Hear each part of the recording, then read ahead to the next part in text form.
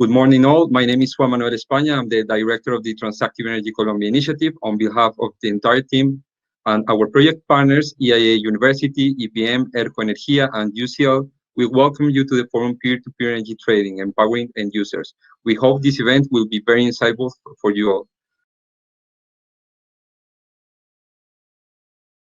Muy buenos días para todos. Un cordial saludo en nombre de toda la comunidad Universidad EIA, de sus directivos, sus profesores, los estudiantes.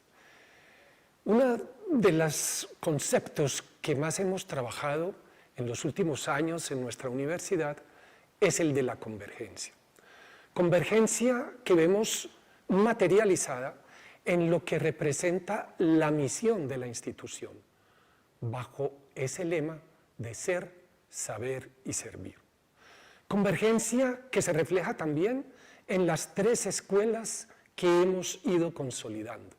La Escuela de Ingeniería y Ciencias Básicas, con la Escuela de Ciencias Económicas y Administrativas y la Escuela de Ciencias de la Vida. Todas integradas y asumidas bajo el concepto de la convergencia y no del aislamiento. También dentro de la misión universitaria, que están la docencia, la investigación y la extensión, igualmente no de manera aislada, sino convergentes para poder tener el mejor fruto que puede salir de ellos.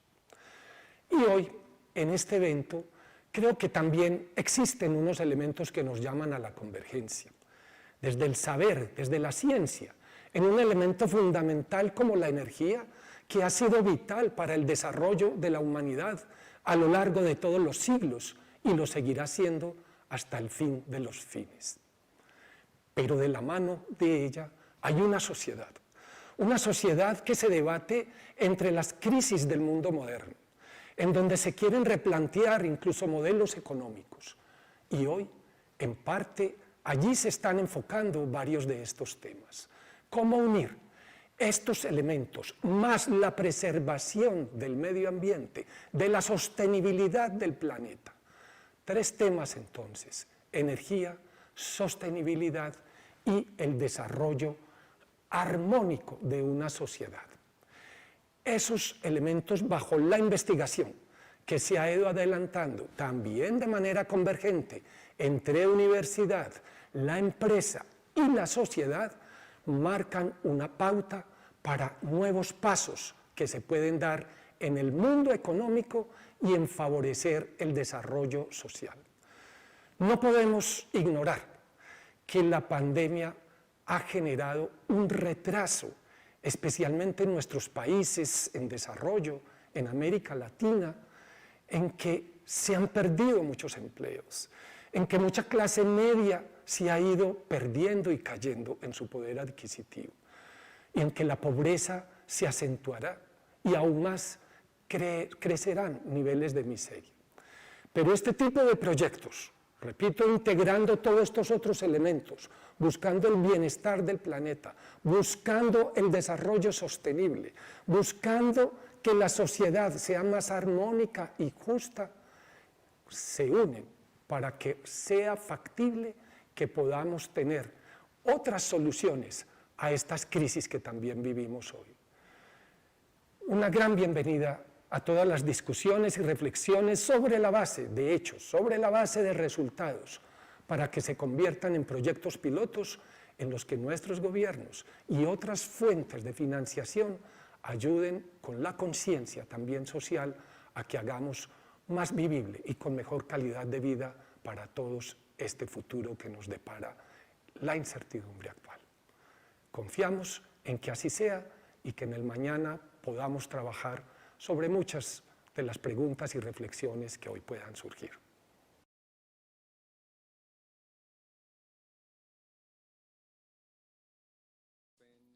I truly apologize because of our initial connection problems.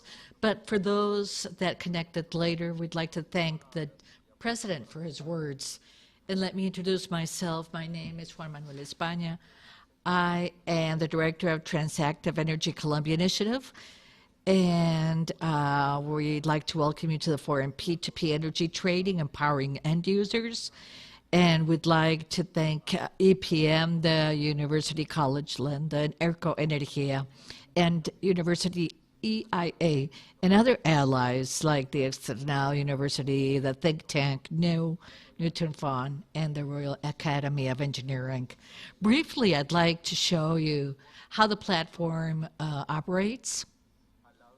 On the right-hand side, you can see there's a space where you can ask questions to the experts and speakers. Also, we'll be asking all of the attendees questions as a survey so that we can also have an understanding of your perception of the theme of this forum. On the very bottom of the screen, you can see spaces which have briefs, a think tank, and a video base where we collected material that's of open access, relevant, especially about the topics that we'll be developing today. And on the left, on the very bottom left of the screen, you can have a link that which gives you a link so that you can fill out your own information. So I'd like to introduce right now, I'd like to introduce Ines Elena Vélez, Vice President of Transmission Distribution of EPM, and she'll provide us a very interesting insight on the transformation of the distribution business with new technologies. Yesterday she had a problem, she had to travel. However, last night she sent us a tape of her presentation and greetings for all of the attendees. So let's listen to her talk. I'd like to greet you all. Especially, I'd like to thank Dr. Javier Genaro Gutierrez, the EIA University, for this very special invitation made to me. I cannot be with you physically right now. I'm traveling to Cartagena to the Afinia event, which is a new affiliate born by Grupo EPM in the Caribbean. But next is my talk, a taping of my talk, so we can have interesting discussions on something that's very passionate, digitalization for the business of energy. I do hope that this forum is great, and again, thank you so much. Thank you all. And I'd like to invite you all to take advantage of the discussions we'll have that have to do with this very passionate topic, digitalization of business, of energy business in Colombia, an extensive look. And let me begin by sharing a great news with you. The future is the present.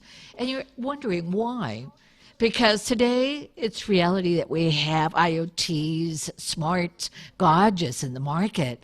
It's true that we became passive consumers and turned into consumers that are installing solar panels and in homes and industries for supply. Connectivity is true today. Today we have electrical cars in the market, and sooner or later, this will be a situation that we'll see much more commonly. So what we dreamt of years ago, today is a reality.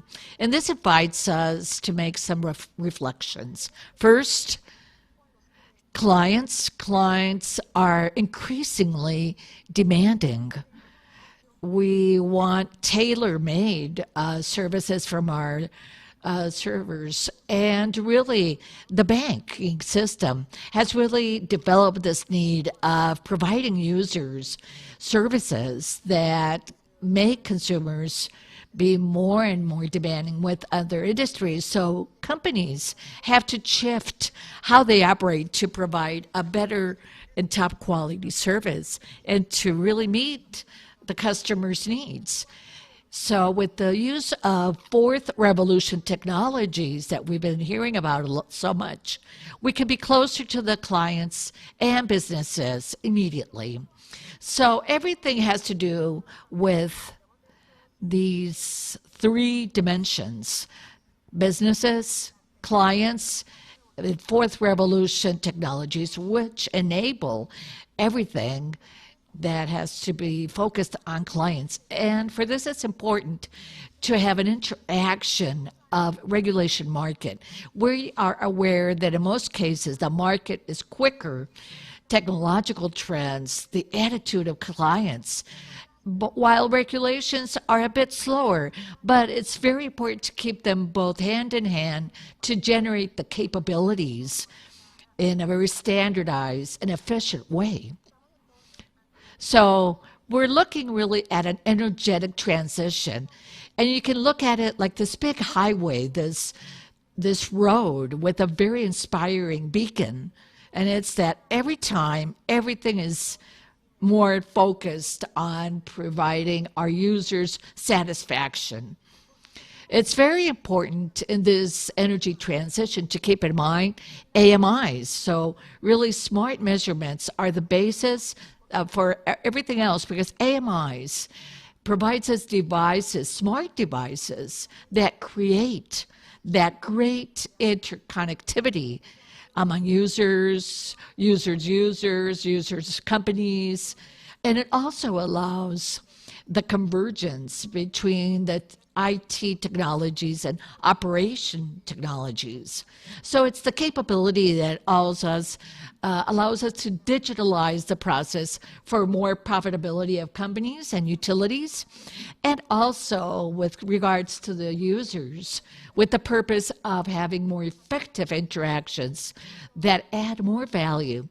And what this all creates is a large amount of data, what we call big data.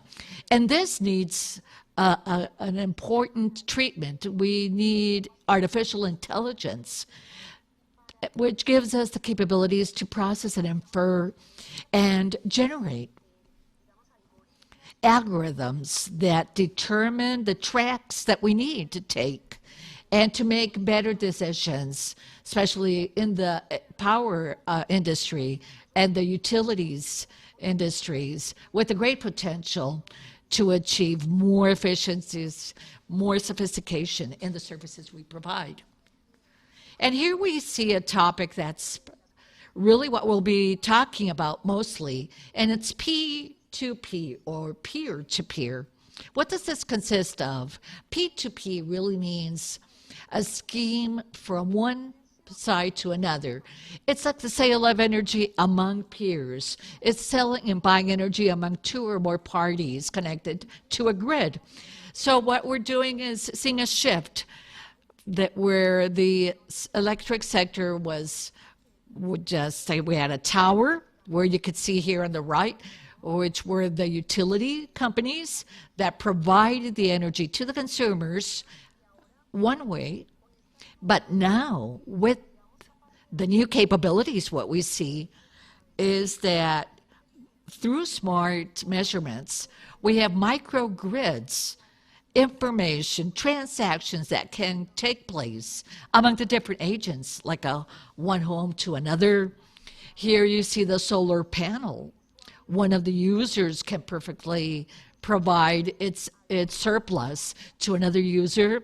Even we can have users that disconnect from the grid, which is this red X that you see, because they have supplied all of their demand with that solar panel, and they can have a storage system.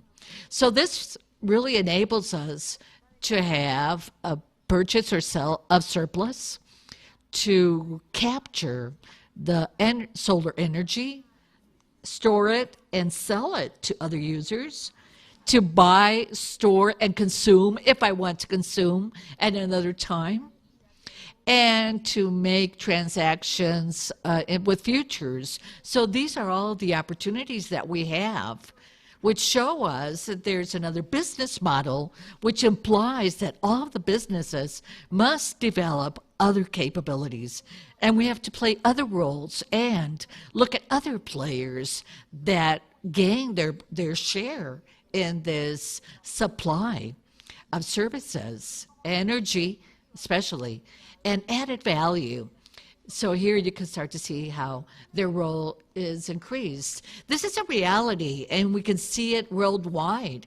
In other countries, for instance, Power Ledger is a software platform that enables the blockchain for energy trading. It's in 25 utility businesses in 8 countries, like you see in the blue of the map. We have LO3 Energy, which is a project based in Brooklyn, New York. It's also reality. It's an own platform that which enables all of these peer-to-peer sales and purchases, and just using a cell phone or a computer. And this is very commonly seen it's worldwide in every stratum, every user with different economic capabilities. Also in the UK, one of the markets that has been developing this P2P much more than others, where we have the ERF. EDF is the leader of the project, but it groups other allies, and each has its role. And here it's important also to see the shift where there are collaborators between different agents, and each has their own strengths, which added up lead to services that are much more customized, that create more value for the businesses, for household users, and of all segments. So this has an enormous advantage in terms of savings of energy, 10 to 20%. And from here, we have other additional functionalities, disconnected energy movements of the load or curve that seek to delay investments in infrastructure, stations, lines, grids, the chance of creating more cheaper and more efficient consumptions of users in peak hours or not, making use of distributed generation for optimal efficiencies. So the question is not if digitalization will arrive, it's when and how. And as we saw before, we see in many markets the P2P. Colombia has been advancing in this topic significantly. So the task is, how can we prepare? How can we have a balance? Because here it's very important that the agents, the incumbents, the existing and the new, have to see how to provide a service that's balanced and that can guarantee that all the parties can continue being sustainable in time and add value in terms of user expectation.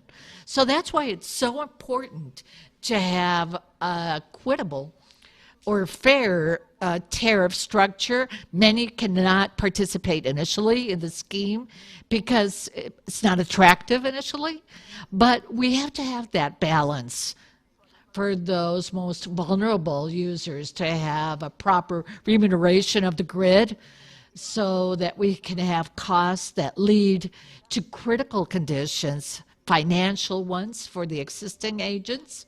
We need a lot of technical rigor so that the connections, installations can be made safely, meeting technical standards that to guarantee safety in the transactions. Quality, definitely, quality's got to be one of the conditions that we have to meet. The fact that we have new players and new connections for photovoltaic solutions forces us to monitor the supply that remains in the grid. And that's why all of these options and suppliers and hardware and software are important within the market to guarantee the interconnectivity, open systems, protocols, standards, so we don't have a loss of optimization in the system because we have islands or proprietary systems that do not guarantee the interoperations. And also a simple participation scheme for all the players.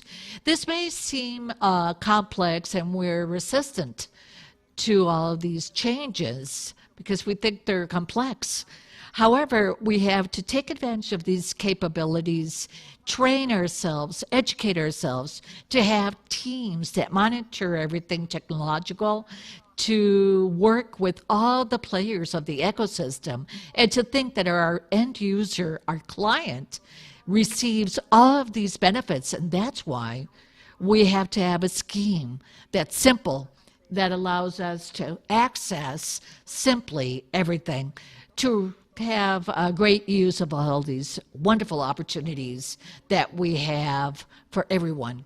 So that's why it's so important to have this like an orchestra where the violin, the cello, the piano cannot be played on their own, but instead we need somebody that inspires and manages the entire ecosystem of the orchestra so that everything can sound harmoniously.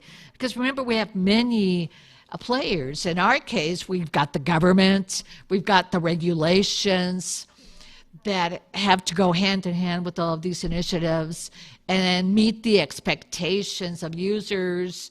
We have more proactive users, utility companies that have their capabilities and investments, that have the need of meeting their financial sufficiencies, suppliers that serve all of these opportunities, developers, entrepreneurs, and somebody that has to engage everybody. In Colombia, we already began with regulatory proposals to listen and read about all of these new players and the new roles that will be played within the new business model that we'll all have in the electrical sector of Colombia, and that has been developed as well in other countries worldwide. So I hope that these words and the other talks will be great for you. And I hope that we can all join efforts to really make the most, to benefit the countries, to benefit the users, the economies, and that way every day we can have a better world. Thank you. Thank you, Ines Elena Vélez, for your presentation. It's really interesting because a year and a half ago, we had another event, and we talked about these topics more like something really far away, far-fetched almost. And we know that Ines Elena is an expert in this topic, and so we're really happy about her talk. Before listening to David Shepworth, I'd like to activate a first question rising from some qualitative research projects in which EIA University is trying to understand the perception of people regarding the attributes that you can find in these models. So the first question, you can find it here.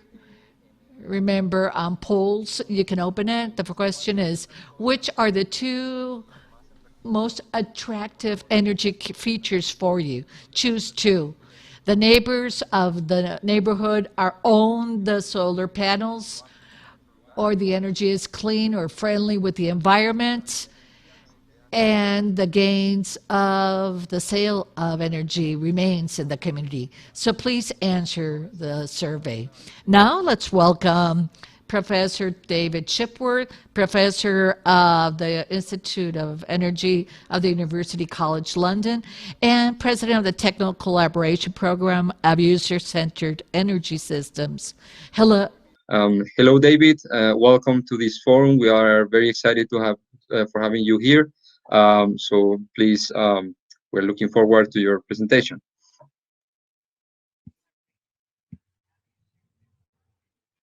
With everything, I think, now working, I would first like just to say thank you very much for the opportunity for me to present this work.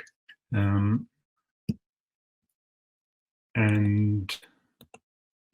I'm just checking, sorry, I'm just doing a sound check on the presentation. So I'm getting some background noise. Okay, so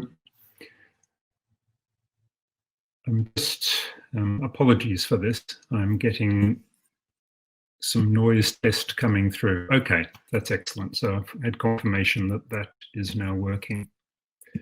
I would like to thank very much EIA and EPM for the opportunity they have given me to work with them on the Transactive Energy Colombia initiative. It's been fabulous for myself and my team at University College London, and also for the work I do as chair of the User-Centered Energy Systems Technology Collaboration Program by the International Energy Agency.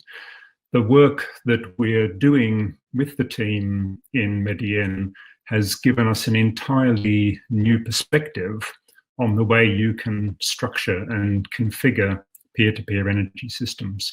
So I would like to thank EIA, EPM, ERCO, NEO, and all of the colleagues for having the opportunity to work with them. I'd also like to thank EPM for that wonderful introduction that has just given a very good and thorough overview of many of the issues that we will talk through in this lecture. We'll go into some more detail, but many of the issues raised are the central ones that we're facing globally when we start to look at how to implement these peer-to-peer energy systems. So with that, I'll start to talk through, and I'm going to talk a little bit for a start around the very large-scale view of some of the challenges that the energy system now finds itself confronting. I think we're in a very interesting position globally with the energy system, and I tend to characterize that as the industry being at the crossroads of different cultures. We're finding that there are big differences between different parts of the energy industry. Certainly in Europe, a lot of the large existing energy companies are struggling to recruit and retain staff, and they are viewed as more socially regressive and being linked to the impacts of climate change. But as we'll talk a bit more, there are other parts of the industry which are quite socially progressive. So we have one spectrum between, if you like, the in inverted commas old industry and the new industry. We've got another spectrum which is looking at how to provide value to consumers. Some think we just need to keep the cost of energy to a minimum. Others look to maximize the value they can create, and we'll talk about that. The other big driver is the change from very centralized assets and ownership towards distributed assets and ownership, and what that means for the governance models that we use. We'll also talk very briefly about the differences in energy regulation. We're seeing a lot of calls for changing the way we regulate the sector, moving from prescriptive to principles-based. So we'll talk through those for a start. One of the main challenges we see is that the recruitment and retention of young staff is becoming increasingly challenging for large parts of the sector. There seems to be a cultural divide between the expectations and desires of the young and the careers they want to make for themselves and the industry that we currently have and what it can offer. So I think there is a real challenge for the sector here in how we attract the young, motivated, intelligent people who are engaged in things like Fridays for the Future, who look to our sector as the solution to climate change, not the problem of it. So that's one big tension the industry is currently facing. The second one, I think, is around this question I mentioned of how we construct value. The traditional view has been very much focused on minimizing the cost of energy to the consumer. That is an approach that has been rooted in the way we have built our sector over the past 50, 60 years. The issue at the moment is an entirely new culture is coming in from the ICT and digital space, which looks primarily to maximize the value they can create. And that's typified by our smartphones and our digital platforms.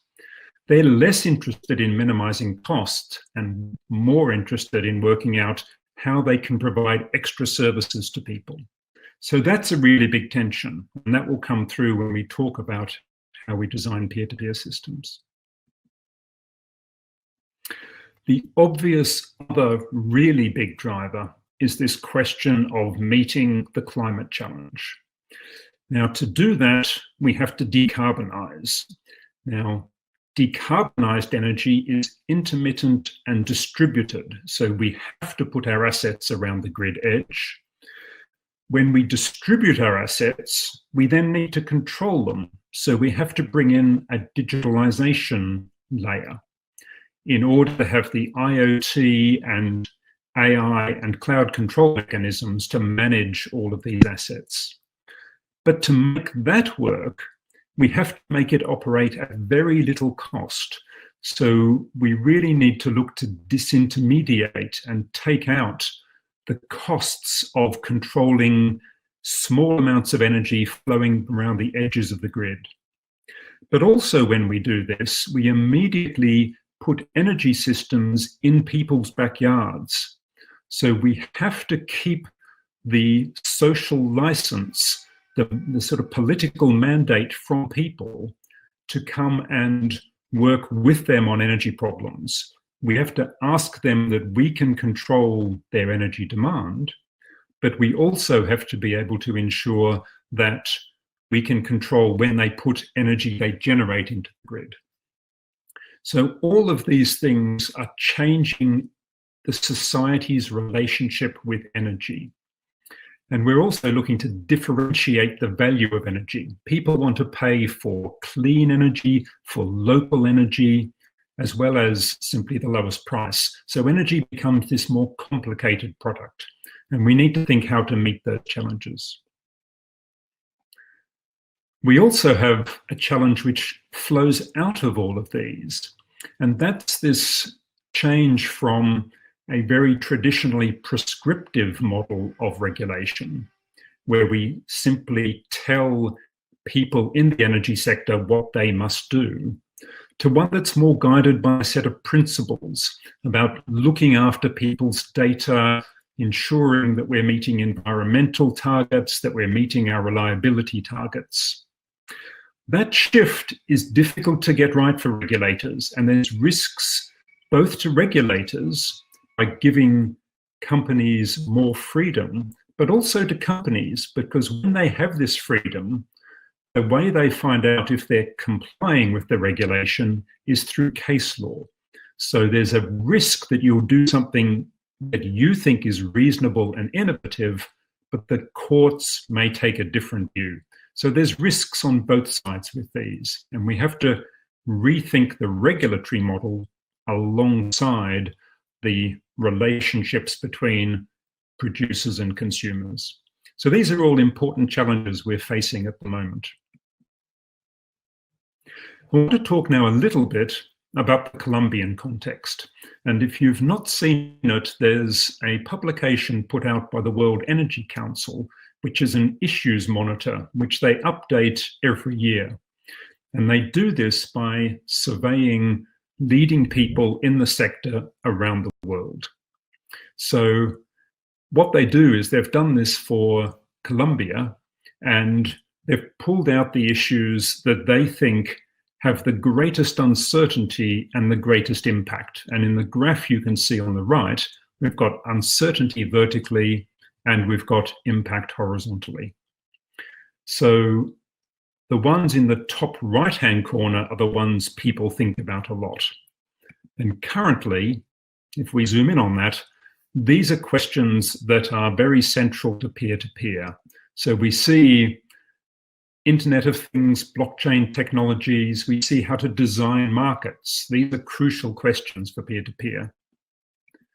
We see an interest in the construction of platforms around decentralized systems and data and AI, as well as electric storage. All of these are essential elements in delivering this new vision of how energy can work. There's also a lot about issues of electricity prices and digitalization. So all of these things are central to how we think about delivering peer-to-peer systems, but they're also the things that the whole sector is worrying about in Colombia, but also across the whole Latin American and Caribbean region. The same issues keep coming through. And you zoom out to the global area, to the global level, and you see the same sets of concerns. The area of peer-to-peer is still, it's moving along and getting a lot of progress recently. As was mentioned, I came and presented, I think, in Medellin in about 18 months ago. But since then, we're seeing more trials. So we're seeing the development of these peer-to-peer systems. We've got a large trial that was just announced a few days ago, where they're going to have up to 25,000 people who are involved in this in Liechtenstein, which is a small European country.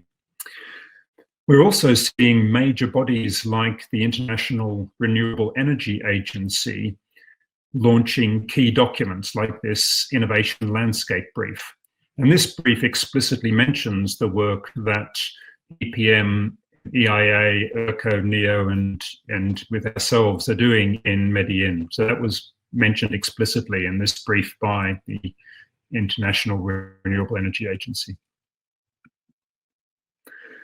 So I think it's going to be useful to quickly show you how we can think about peer-to-peer. I've used this slide a few times, and some of you may have seen it before, but it keeps evolving and changing as our thinking improves. But it's useful so we all have a common understanding, because the language is used in many ways. So the way we're thinking about this is that you start with your generation assets. This is your traditional system, your transmission network, flowing down through primary and secondary substations across your distribution network. And then you get to a group of people who want to trade energy on a peer-to-peer basis. Now, once we've got that group of people who come together, we can start thinking about what they're trying to achieve. So they want to make sure that the energy they purchase from outside of their group matches what they predict they're going to need. So they have to balance supply, the predicted demand, against the supply that they generate themselves, as well as what they buy externally. So this is really important to making peer-to-peer work.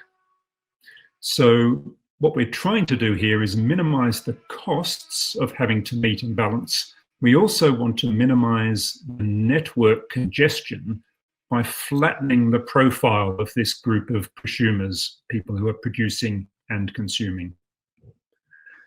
So if we imagine a profile where we might predict, for example, the top blue line, and then what we actually deliver is the bottom, or the other way around, there's a big gap. There could be a big gap between what we predict we'll need and what we actually need.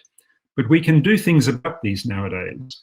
So inside this group, we have people producing energy, but we also have some technology, some Internet of Things that is able to control when energy is used. That's crucial to making peer-to-peer work. And they're trying to flatten the curve and align the predicted demand and the actual demand.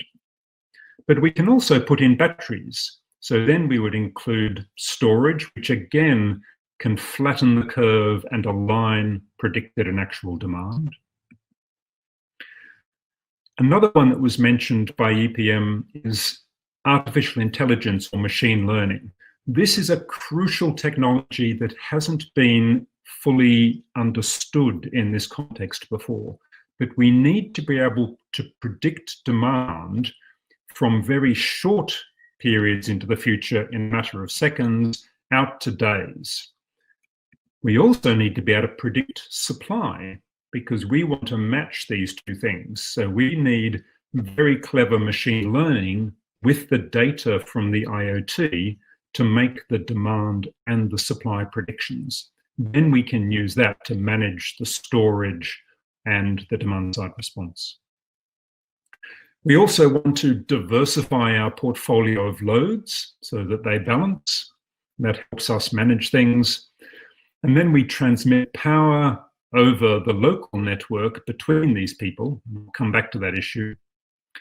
And we use something like a distributed ledger technology with smart contracts, both to control when batteries and devices supply and demand energy, but also to contract and make the exchanges work at very little cost. We can also change the size of the group to make it work and to smooth everything out. As we grow the whole system, we need to be very careful about making sure we grow the balance of the generation, storage, and demand and control simultaneously. That's a key challenge in this sector. And if we get it right, we can both flatten and align our supply and demand. And that's what makes the system work, because then we don't get the costs to the network or the costs in terms of balancing system costs. Now, this is a tricky problem. And as colleagues here know, we've been working through the International Energy Agency, putting together what we've called an international observatory on peer-to-peer, collective self-consumption and transactive energy models. And the way we've done this, we've started to think about what you need to make these systems work. So you need to start at the bottom with the grid physics and the grid engineering. You also need some kind of capacity to transact and sell the energy between them. So you get a transaction and markets layers. And ultimately, you want to generate economic value and social value. So that's what you're trying to do. The challenge is currently, often those layers are completely misaligned. So the energy on the network does not follow the money. And the money can lead to unintended social and economic effects. So we need to start to pull these together. And we need to design rules and that align the layers. So we need some ICT and hardware and some data architectures to make the transactions and markets layer get closer to the grid physics and grid engineering. And we need policy and regulation, which is essential to make sure that we don't have unintended wider social consequences. And if we do that, we can start to align these different layers and make the system work. And what we're doing at the moment, in conjunction with the Transactive Energy Colombia project, is we're looking at pilot projects which start to show how we can tie these layers together. And once we get more and more pilot projects up and running, we ultimately want to get to knowing what a fully commercially viable case looks like and how that ties all the layers together in a way that means we can still make a business case out of this for all of the stakeholders and keep society and the environment safe as well. So that's where we're trying to go. Part of the work that we've done within the observatory is to look at what we've called the essential characteristics we would want to see from peer-to-peer systems. There's a lot of text on this slide, so I'll just pick out a couple of these. But we asked people in each of these different layers, we have working groups focused on each of these. We asked them what they thought was most important. And we see some common things coming out. But if we start with the power systems, then they're saying things have to operate autonomously, they have to promote self-consumption, and that minimizes the impact on the grid, and support renewables integration. And then, as you might expect, the people looking at ICT and data are looking at what EPM was mentioning earlier, the big data needs. So how do we make sure we scale and meet these data requirements as the system grows? We also have to provide the traceability and identifiability of all the machines. The transaction and market layers are really focusing on enabling digitalization and integration of devices to keep markets operating. So they want to be able to trade both commodities and services on the peer-to-peer markets, as well as make sure we're giving flexibility, value in the system. The people in the social and economic layer, they are wanting to make sure that what we do generates, modifies, or reinforces social values. It supports markets. And they're saying it's really important that we understand that these peer-to-peer systems take place inside people's homes, inside people's communities, but also at the economic, at the sphere of the whole economic. So we have to make sure they work at all those levels. And people focused on policy and regulation, they're really concerned about issues of investment in local assets, ensuring that we get the legal recognition of prosumers and that the platforms work properly to protect people's digital privacy and rights. So these are some of the key issues we're grappling with, and we're going to be able to work through and come up with systems that work well to deliver all these criteria. The biggest challenge, which I'll talk through, is this one of social equity. And this one, I think, is probably the hardest one to deal with. Again, it was mentioned by EPM. It's this question around how we charge a fair price for energy and for supporting the networks that provide it with us. So the issue at the moment is nicely summarized with this kind of a graph. With our current way we charge for energy, we charge a fairly small amount for fixed direct access charges, and then we get people to pay quite a lot on a per kilowatt hour basis. So that gives this kind of a structure. But in reality nowadays, as we move towards more and more renewable energy, the capital expenditure of the system goes up, but the operating cost becomes less and less. So we end up with the actual costs of the system being more like these blue lines. There's a point where if you happen to consume exactly that much energy, then it's perfectly fair, and the current billing system reflects the actual costs of providing the service. But what we end up with if you're either side of that, is you get some people who pay too much, in inverted commas, and they're subsidizing the people who aren't paying enough. So if you use less energy, you're really being subsidized by people who use more energy. So it's not a fair cost reflection of the system. What peer-to-peer does is, because we consume the energy we produce on our roofs first, our self-consumption, and then we consume that of our local network and our neighbors, it tends to mean we purchase less and less energy from the grid. So it moves us across to the left, where in terms of what we buy from the grid, we're buying less and less. So somebody else has to buy more and more to pay for the network. So we really need to work out what a fair pricing structure is for the network as it evolves into the future. So we don't get some people who don't have the financial mechanisms to invest in peer-to-peer still not being disadvantaged when others choose to do that. That's a really big challenge. The other opportunities and challenges we have, there are ones around the distribution and management of risk. Oops, sorry, jumped forward. So we need to make sure that financial risks are balanced, and so are legal risks and business risks. We have this evolutionary strategy. How do we grow these peer-to-peer systems? So do we grow them? How fast can we grow them?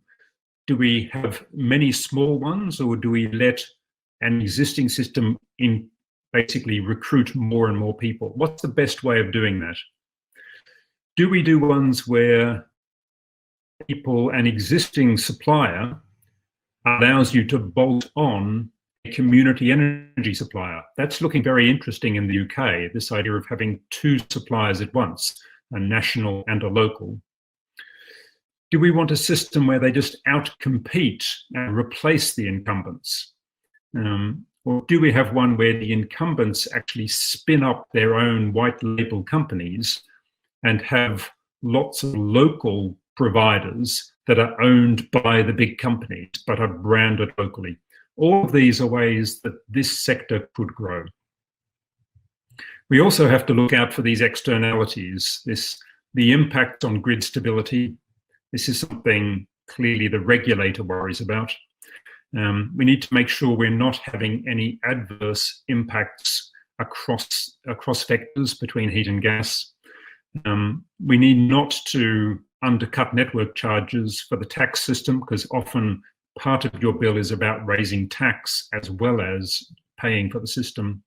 And we don't want to have any of these social and distributional effects. There are some bright spots. So I think there is a real opportunity for peer-to-peer to provide social and societal value. And I think this is where its initial focus is going to be. I think it's going to work with community energy projects, and it's going to generate value locally. And we'll hear more about that through the course of today. But I think in doing that, it can also support existing suppliers. So it can do things like reduce consumer churn, so people don't jump between providers as often, which they do in the European context. It can help rebuild trust in the energy sector, which is very low in many countries. It can help the sector recruit and retain and motivate their staff. So there's lots of advantages for the existing sector if we can get the balance right. So a project that was mentioned briefly by EPM, this is one we're involved with, which is, again, it's in London. I won't speak much about this, but it's a nice project in that it's looking at social housing. And I think this is important, that we show we can demonstrate benefits for the less well-off in society. So we have a block of flats with a big photovoltaic array on the roof, and we want to let the people inside the flats consume and trade that energy. So we're building out a system that allows us to do that.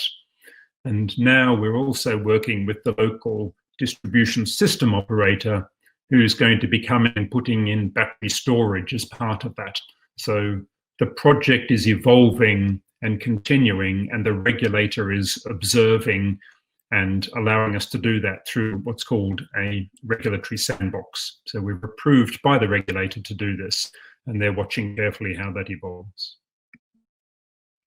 We'll hear much more about the Transactive Energy Colombia project. It's a brilliant project, particularly because, again, it really seeks to address not only the energy issues, but the social issues. And I think that's important. If I was to look into my crystal ball, I think what I would see that in many markets, not all, apologies, we will see peer-to-peer being an add-on offered by suppliers. We will see multiple supplier models, so you can bolt on a community supplier to your existing supplier, and there's a lot of interest, particularly in the UK, by consumers to do that. We'll see pure peer-to-peer happening mostly where people want to donate their energy directly. It'll be like a bilateral off-market contract. You'll just say, give any excess energy to my daughter, my neighbor, my school, my charity. That will be part of the equation, but many will want to sell it into a market as well. I think we'll see the big digital platforms supporting this being run at or below cost, mostly for the market positioning and data acquisition that can come from this. And we'll have to manage that. And I think energy communities, the local scale, will focus a lot on this multiple value proposition. How do we construct a social value stack that allows us to make these work?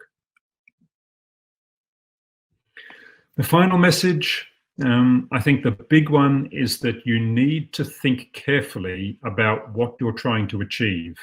There's a lot of interest in different network pricing models, but they can have unintended consequences for people wanting to invest large amounts of money in building new generation assets. So we need to think very carefully about what we're trying to motivate when we change network charging structures. We need to resolve this question of how we socialize the cost of network infrastructure. That's a big one, and we've got to get that fair for all parties.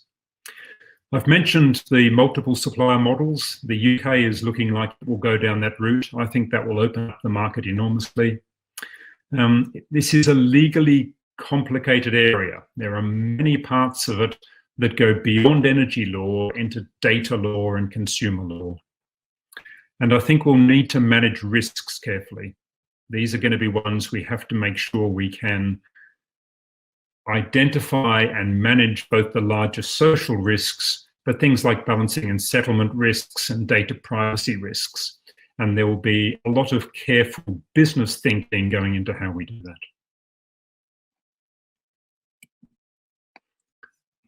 I think that's the end of that one. I'll just stop sharing my screen for a moment and move back to the platform. There we are. Okay. Thank you, David. That was a wonderful presentation. I think I would like to highlight maybe the complexity of these models, right? I mean, we're moving from a basic energy supply to a complex product and this or service, and this complexity reflects on the challenges that we all need to address from different perspectives. So from a technical perspective, regulation, markets, and I think it's important to highlight the need of collaborating, right, from different organizations, universities, countries, and so on. So we're going to move on to the questions that are from the public. Before that, I'm going to quickly wrap up this in Spanish, and I'll get back to you. Okay, so now let's begin with the questions. So the question, David, is regarding smart metering. So peer-to-peer energy trading depends on the smart metering. I think we all know that. So what should we do to promote the adoption, the fast adoption of smart metering? And I would also like to add on this question, saying that even though peer-to-peer depends on smart metering, smart metering could make a better business case from peer-to-peer, from the data we use. And let me quickly say this in Spanish. To add to this question of Rafael, evidently P2P has to do with smart devices, but also something important here is that smart metering could make better use of business cases through P2P. This is something we should keep in mind. So please, what do you think, David, about this question? So, yes, I agree that smart metering is an essential component of peer-to-peer. I think that smart metering is an essential component of a decarbonized energy system, particularly one that relies on intermittent distributed resources like solar and wind. So I think that we will need to install smart meters to understand how the system operates independently of whether we use peer-to-peer or not. There's different arguments about the benefits of going for a state-run smart metering program. So in Europe, there's a big directive that requires us to install smart meters, and many countries are well developed in doing that. But some argue that the technologies are out of date by the time they're installed. So I think there's a question of how you motivate people to do this. You could use peer-to-peer as an incentive to install a smart meter, which I think is what you were suggesting, Juan. So I think it could be a very attractive reason to put in your own smart meter, even if the government or the state was not automatically rolling out smart meters in your area. So I think that we need them whether we do peer-to-peer or not.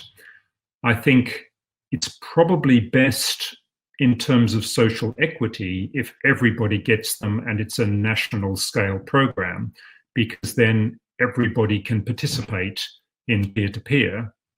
And if you had to buy and install your meter yourself, that would be an additional financial hurdle to participating. So I think that there are benefits in both models, but for wide-scale adoption, I think the state-based model is good. And I might be biased because of the European models, I think have been, in many cases, quite well done on that. Okay, thank you, David. We have another very interesting question. So why is it important to look at peer-to-peer energy trading in emerging economies? How is it different from industrialized nations such as the UK or Europe in general? En español, nos preguntan por qué es importante el intercambio de energía entre pares en economías emergentes. Por cómo es diferente, porque es diferente al caso de los países industrializados. So please, David, go ahead. So I think there's two reasons. The first is that in some countries, the social contract, the expectation about who pays how much for energy is very different. So the most fascinating thing from a European perspective about the Colombian process is that it's completely socially accepted that people in different strata would pay different amounts for their energy. That is something we hadn't thought about at all. So by working with you, we have now seen a new way of thinking about how to make peer-to-peer work. The second reason is that in many developing countries, there is much more need for energy access. And there's a lot of work around peer-to-peer on microgrids. So you could start with literally a single home autonomous network, grow that to include neighbors in a small village, scale that up to a microgrid, and then work out how you can integrate those microgrids together. So rather than relying on having a centralized rollout of network technology, you can effectively do peer-to-peer locally and merge those together. It's technically challenging, both from a power systems perspective, but also from an economic perspective. But that's something that is much more prevalent and much more important in the developing country context, and peer-to-peer can be very supportive of that. Thank you, David. Vamos para otra pregunta.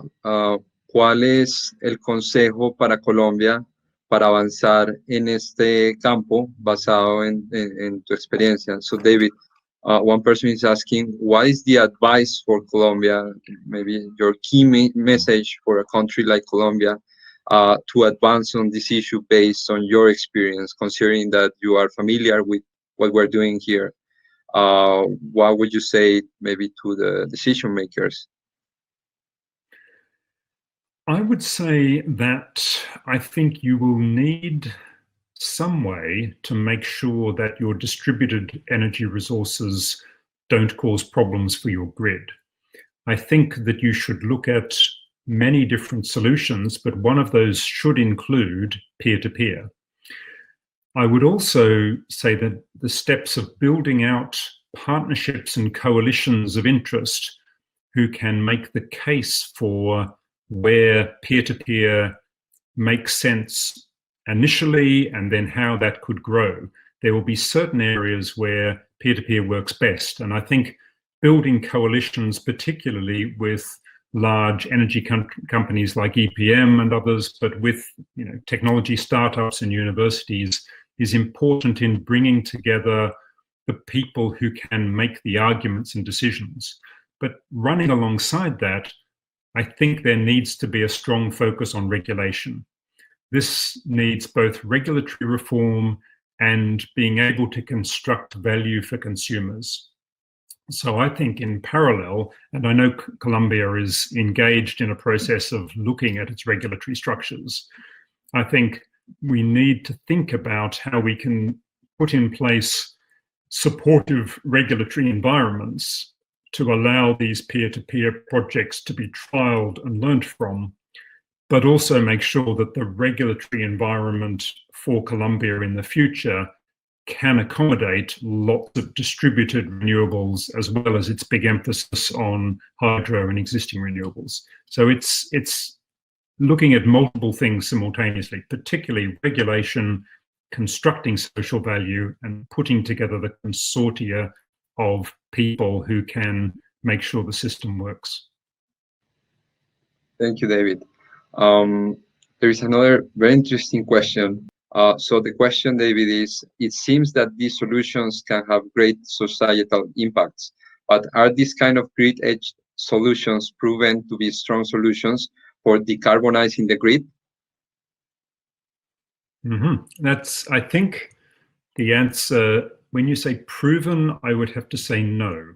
I think we're still in the early stages of understanding the scale that these systems will work at. I think that they can provide a strong incentive for small-scale renewable integration, but up to and including solar farms and wind farms, depending on who the actors are within the peer-to-peer system. So I think that we believe there is a strong motivator that we can put in place through peer-to-peer to help drive the adoption. And many countries are moving away from things like feed-in tariffs as a way of incentivizing the uptake of these technologies.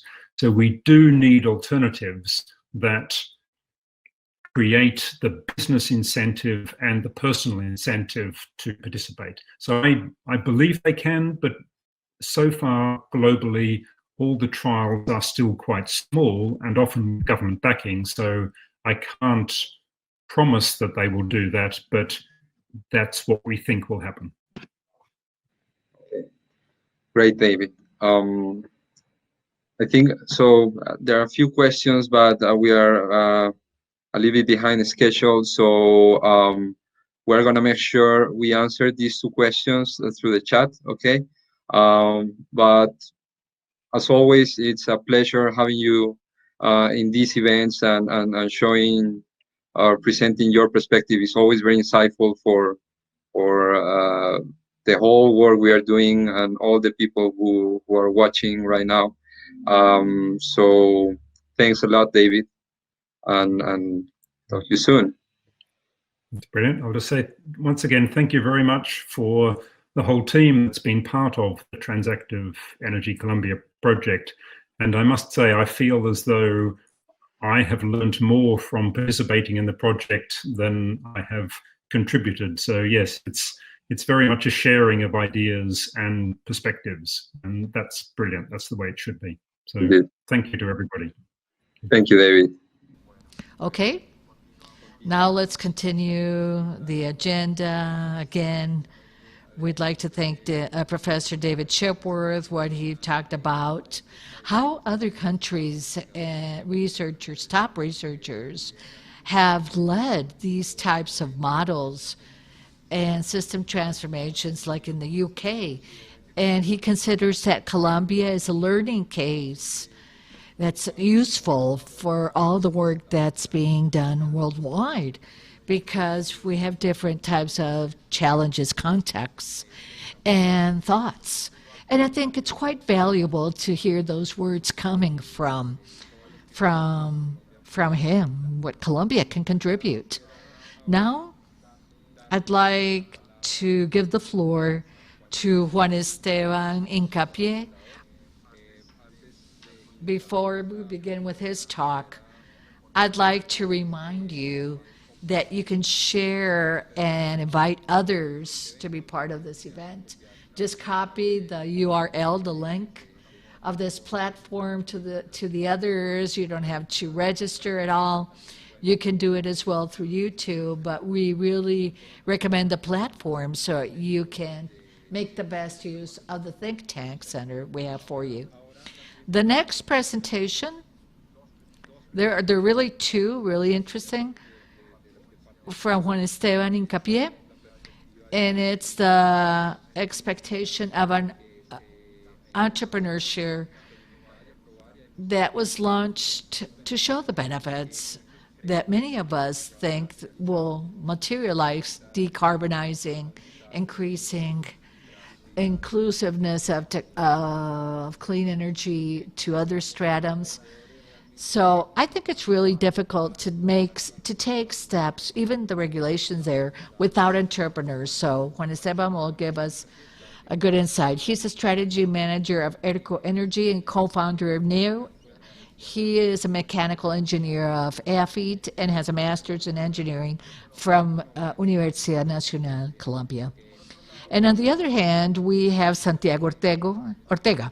He's a researcher of the University EIA, a director of emerging sustainable energy. He has a master's in hydraulic resources engineering and vast experience in climate change, renewable energy.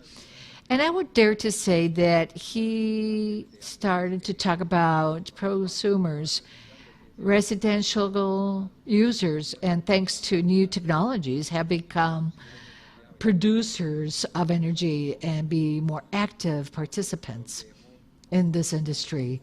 So let's listen first to Juan Esteban, followed by Santiago Ortega. Juan, hello.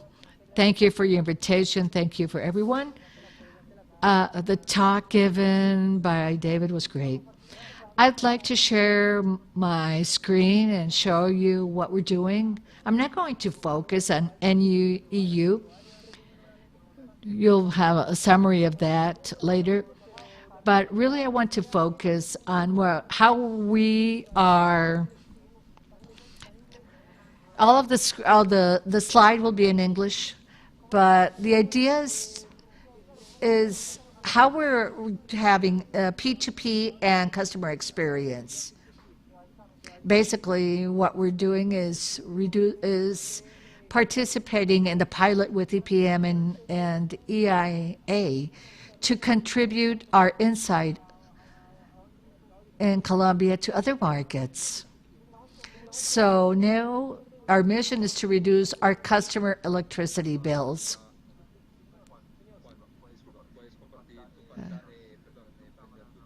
Turn on your. Could you please activate your camera so we can see you as well, not only the screen? I don't know. Here, you can see me again, right? Yeah. There we go.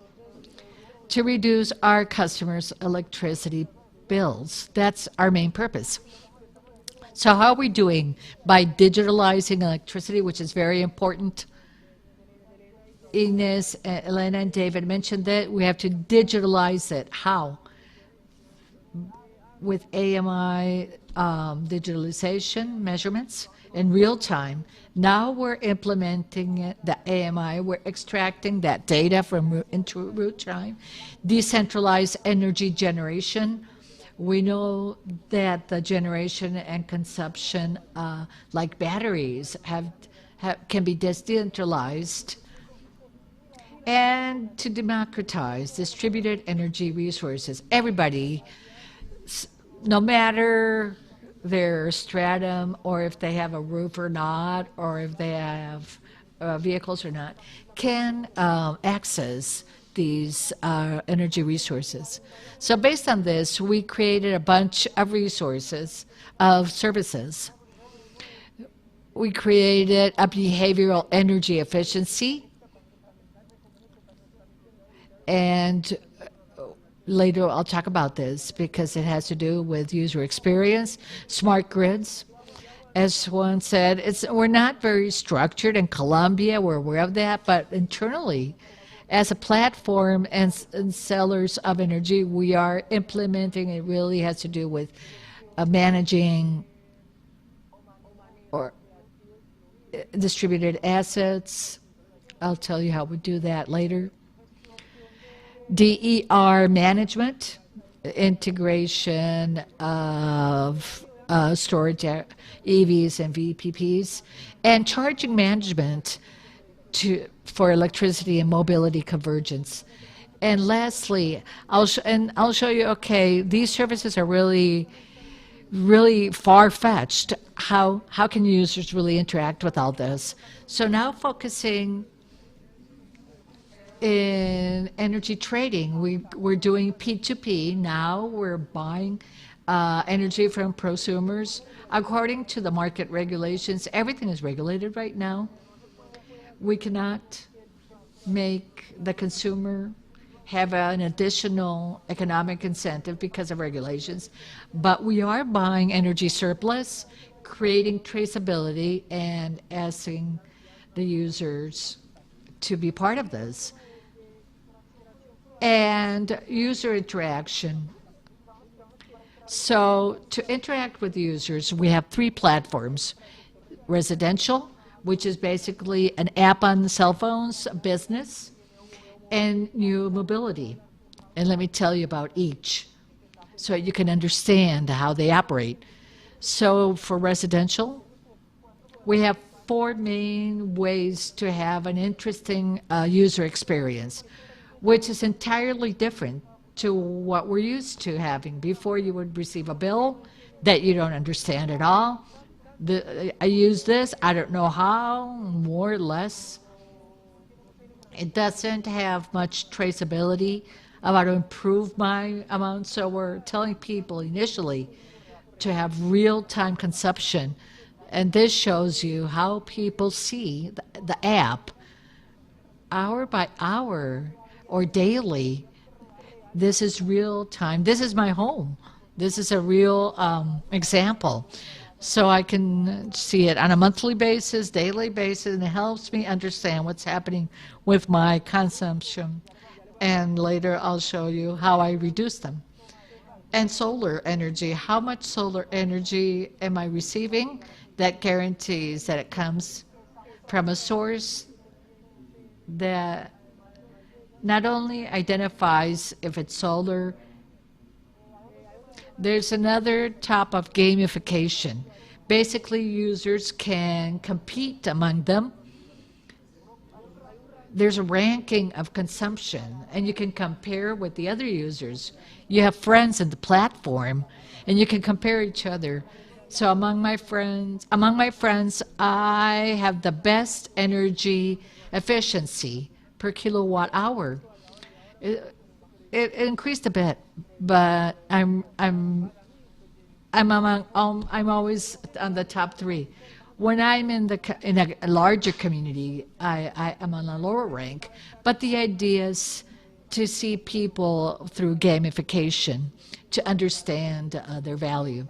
And this has to do with NuGets. And here what we do is that we ask people, which are tokens, to pay their energy bill and to buy products in our marketplace soon. People can receive NuGets. For instance, if we refer a friend to New, that's very important. Also, we provide AI notifications through NuGets. Notifications, you can see here the screen through the app. Next week, we have another platform, but a typical data, it wasn't intentional. At midnight, I just turned on the microwave oven for my baby's food. So I understand it's a typical that turns typical because we're in this pandemic time. So these are typicals that allow me to understand when it's normal or abnormal, and I can understand my peaks. When a consumption, what was the total consumption yesterday to understand what's happening, and if I surpass it or if I had a reduction. That's very important for people to understand clearly. And community. This is really something that's very interesting in the project. So you can refer others or see here. So my consumption in solar in September from the grid in total, and who I bought from Oscar, Juan David, Hasacolacho, which is one of the projects, the pilot projects is on my list, but it's on the lower, but he's there. But it's very important, efficiency. You can place or set your own efficiency goals to try to not surpass them in a day. It's been hard during this time, but the idea is not to surpass my line, to have an average consumption. And lastly, all of these experiences and all of this topic shows a user that not only receives just a bill, but instead the user understands the energy, the consumption, and they can become more active and benefit the grid. Something key is that we've had consumption reductions of 22.5%, sending notices, smart notices, so that users can make decisions. Here you can see another part of the app, and in business, we also have podcasting of generation, forecasting, AI-driven predictions, and also general dashboards, so you understand the value for people to make decisions. And also we have this dashboard. This, the customer didn't want me to show the name, but they have 7 locations, and they see which one consumes more energy, the one that less, the total. I mean, this person has on a single screen all this type of information. And New Mobility, which also user experience used to turn on and off loading or charging stations. This is especially for prosumers. On the same platform you can see and higher loyalty. And lastly, I want to share with you this link so that you can place your information. We give you access to the platform so you can get to know it, see how it operates, and see the benefits. And we invite you also to see us at neu.com.co. That ends my talk.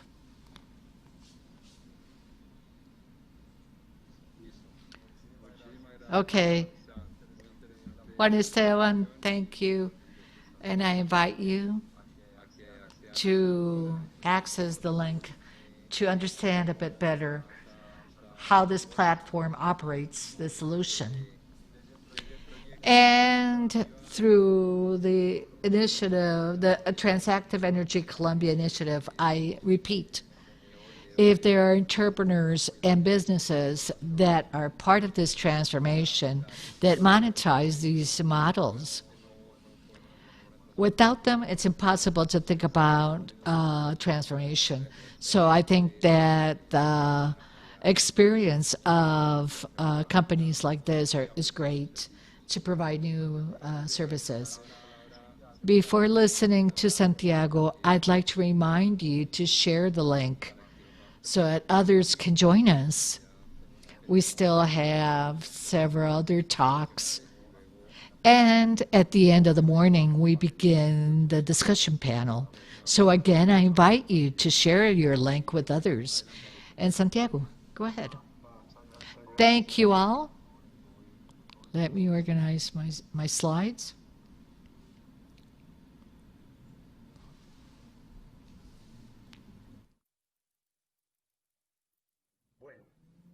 Okay. Good afternoon. Let me talk to you about the projects, the pilots that we have, the P2P pilot, and of solar energy, like Italia, that we are setting forth now. Firstly, this is part of a research project. All of the projects are financed by the Royal Academy of Engineering, the Newton Fund, and EPM, EI, ERCO. It's a really interesting group, and we've all been working together on Transactive Energy Colombia initiative, which has to do with the P2P, and the Community Solar Colombia, which is a new project that we have for the future. Okay, why a pilot? David in his talk said that it's important, but I'd like to focus on additional things. A pilot provides us real data instead of model data, and those real data provide us an analysis that goes beyond the usual and expected behavior of the people. Since in the P2P we go beyond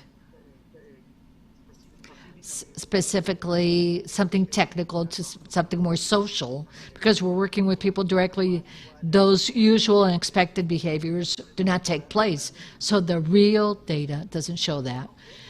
Also, we have a much more accurate testing ground for business models ahead.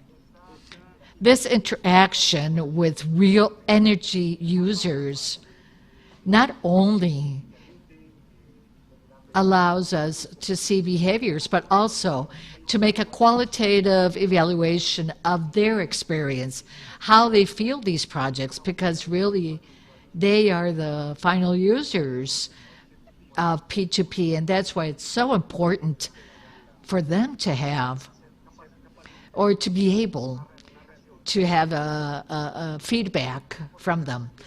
And something that's very important, it gives us points of view that go beyond the kilowatt hour. As engineers, we think about the balance and other things of the service, some things that are more number related, but sometimes we don't understand what energy ends up being as important for people, or how people feel towards it. It even gives us more avenues for research. Well, so with pilots, we have unexpected problems, and it also helps to say, hey, we have key issues that we're not taking a look at, and it helps us to prepare for commercial deployment. And a tangible experience with which is marketing instead of simulation, and it's more interesting for a broader public. So when we made this pilot, we wanted to answer three main questions. One, what could be the trading mechanism used? Second, what is the best way to design a market, P2P? Are there any regulatory barriers to do so?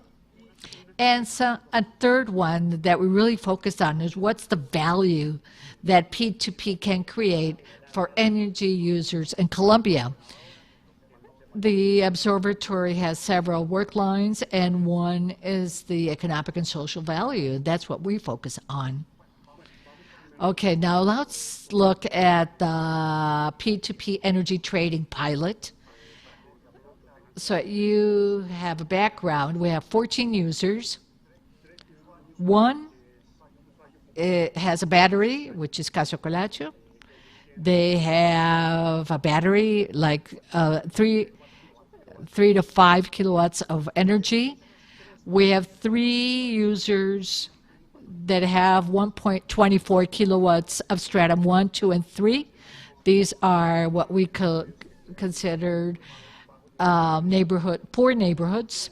We have 3 users that are in stratum 4, 5, 6 with high income, and 6 middle class users which cannot have energy in their homes but are interested in solar energy. For instance, a person that lives in a building, it's the ownership is of the roof is there. So we have a differentiation to try to understand what could happen. On the right, you can see a map of Medellin. There you have the locations of these 14 users. These are in a limited area because of the area set by EPM. So what answers do we have so far of these questions? In terms of markets and regulations first, NEO is a market mechanism that works, that can be useful. It's a blockchain tool that really helps for what we're seeking. So using these types of tools, we can have a marketing mechanism. NEO shows that it works. In terms of infrastructure, we have some unexpected experiences because in Colombia, this is something new. Most of the devices are analog or old, so we have to change them in some neighborhoods. Poor neighborhoods, the connections don't meet the specific code, so we have to look at the connection because we thought we could do it immediately, but it's really different. So that's something we learned. What else have we seen in market and regulatory signals? No, in infrastructure. Now let's move to market and regulation. When it comes to this, we see that the only current way to have P2P markets in Colombia is through digital sale or retail, which is what NEU has migrated to. However, some of the questions is, what can we do in Colombia? What are the needs? We realize that if we want to have a revolution, P2P in Colombia, we need several things. One, regulatorily to boost, to sell more energy than what we consume. The 030 CREG regulation punishes if you provide more energy, but if we want to make use of what we have, so to have more energy would be great. Smart grids, we see that indeed we need a lot of smart grids. We have goals by 2030, but those should be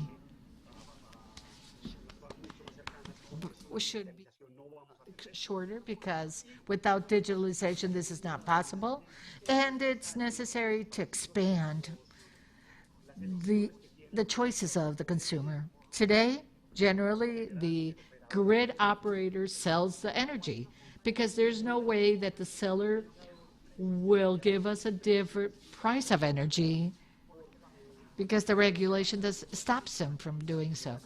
Our rate is regulated, so we don't have that incentive. If for any reason the regulation changes and says we can sell energy at different prices, the energy coming from other places could have different prices, and we could have another market there. The other thing we see, and David already mentioned, The regulatory focus today, which is reactive, not appropriate for digitalization and transformation of energy business models. So right now what we need to do mainly is to change or to propose a new regulatory philosophy where the regulator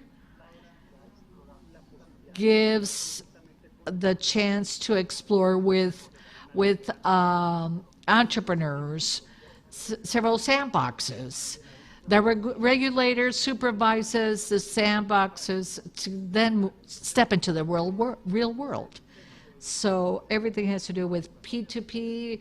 And regulatory, we will be sending you some copies of papers we've done on this. There are other regulatory challenges: how to socialize the costs of the grid, data privacy, who owns the data? That's a strong and important question. The topic of the dynamic rates, and also even how this P2P topic crosses with subsidies that comes with stratification system in Colombia. In market design, we're collecting data from all of the participants in the pilot.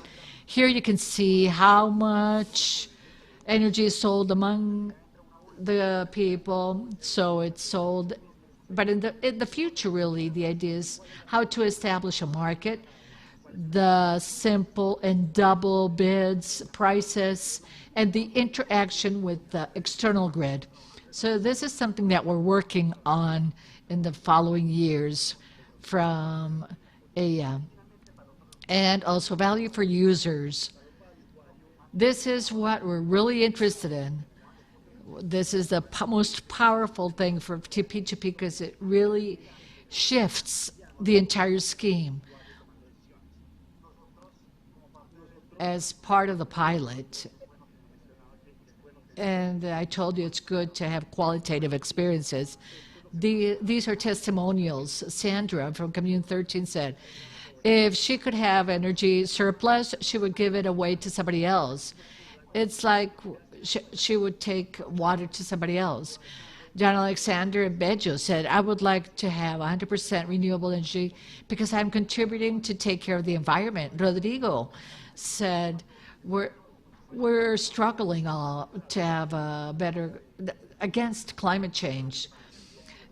So based on all of these conversations and reading the literature available and doing what we're doing and what's being done elsewhere, we determined that there are 4 attributes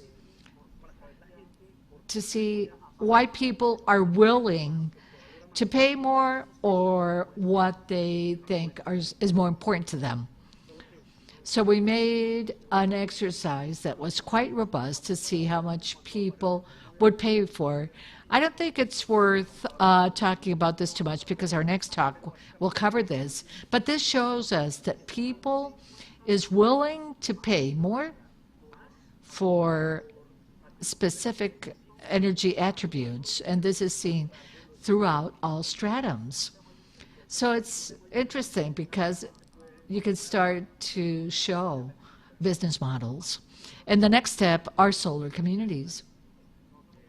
We just started a project,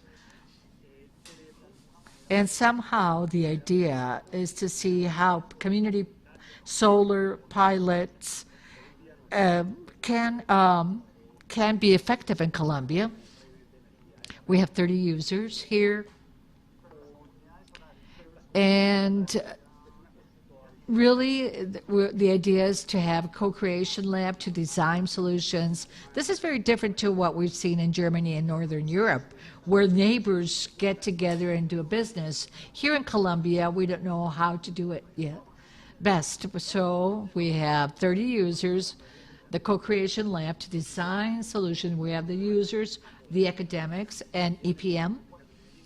And to see the community benefits and how to integrate this to the P2P. So the main questions for this pilot is, what are the best technical schemes for a community solar for Latin American conditions?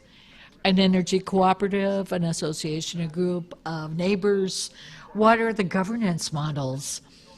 How do we make decisions? How do you pay those that invest in the cooperative? What type of decisions are made? Even we have to think of centralized cooperatives or decentralized but connected somehow.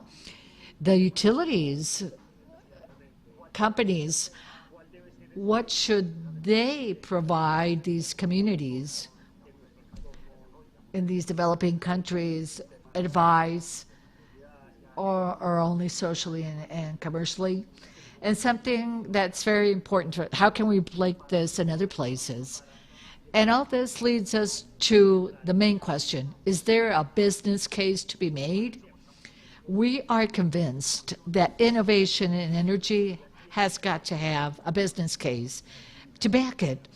And with that financial sustainability, we can say or guarantee the social and economic sustainability of the project that these models can create. And that will help us, our economy, that's decarbonized. Thank you. Here's my email and my Twitter account if you have any additional questions. Santiago, thank you for your presentation and your insight or your outlook of how we can extract knowledge and evidence through these pilot projects, understanding the many technical regulatory blocks that we have and uncertainty. But really that's our role in the academy and in the industry. The idea is to land or to respond these questions, what's good or not, under which are the ideal conditions to create these new energy business models. Okay, we have many questions. Can I answer one for you? Yeah, sure. Let's ask one from, what's the projection time that you estimate to digitalize electric energy and to make P2P profitable in an emerging market?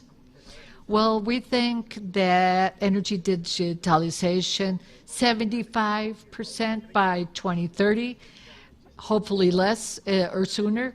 And this has to do with willingness and the decision made.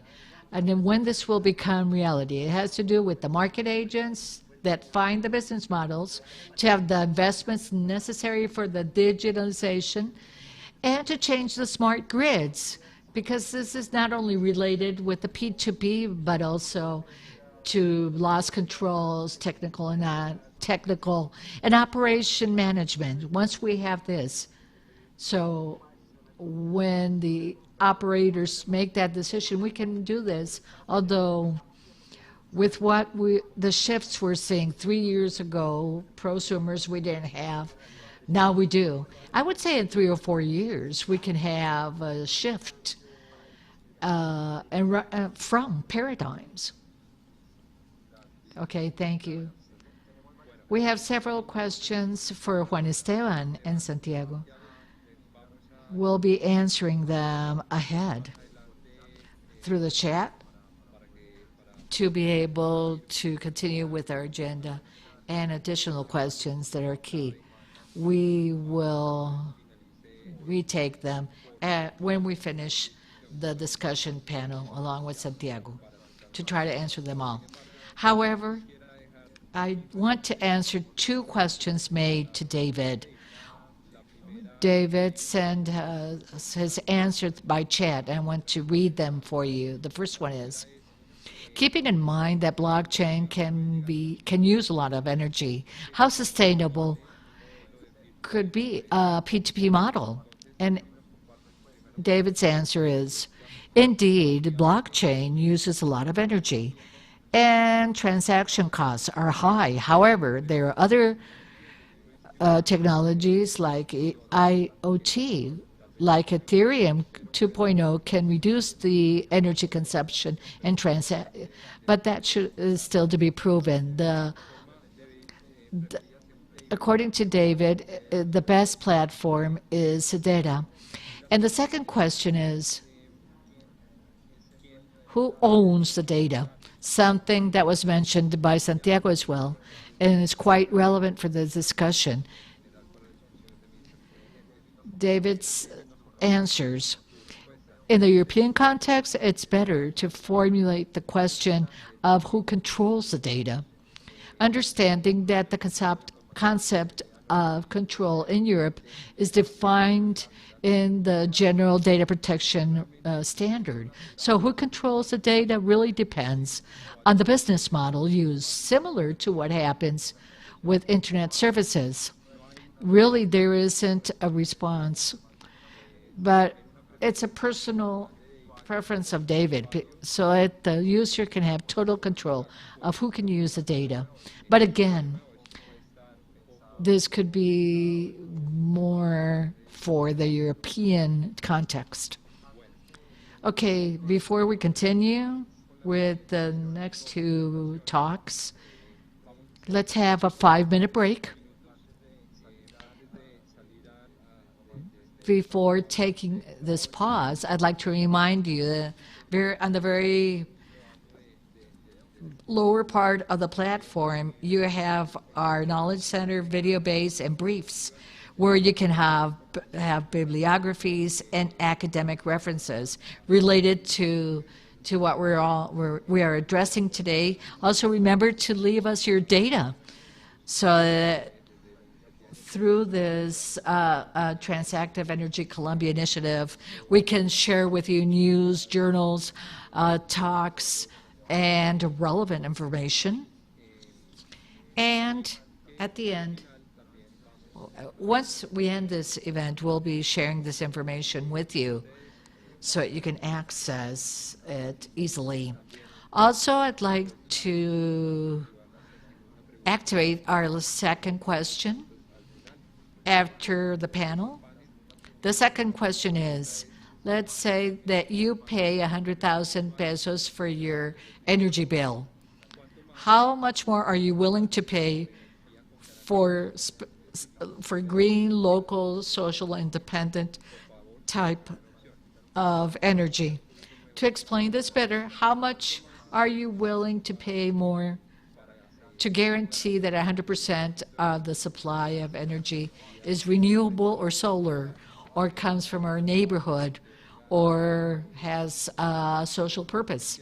So I'd like to invite you all to answer this question, please.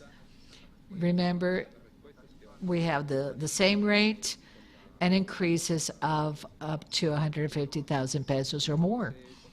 So let's continue with the break, and then we'll invite Juan Pablo Cárdenas and Carlos Enrique Vélez and their talks. So we'll see you in 5 minutes.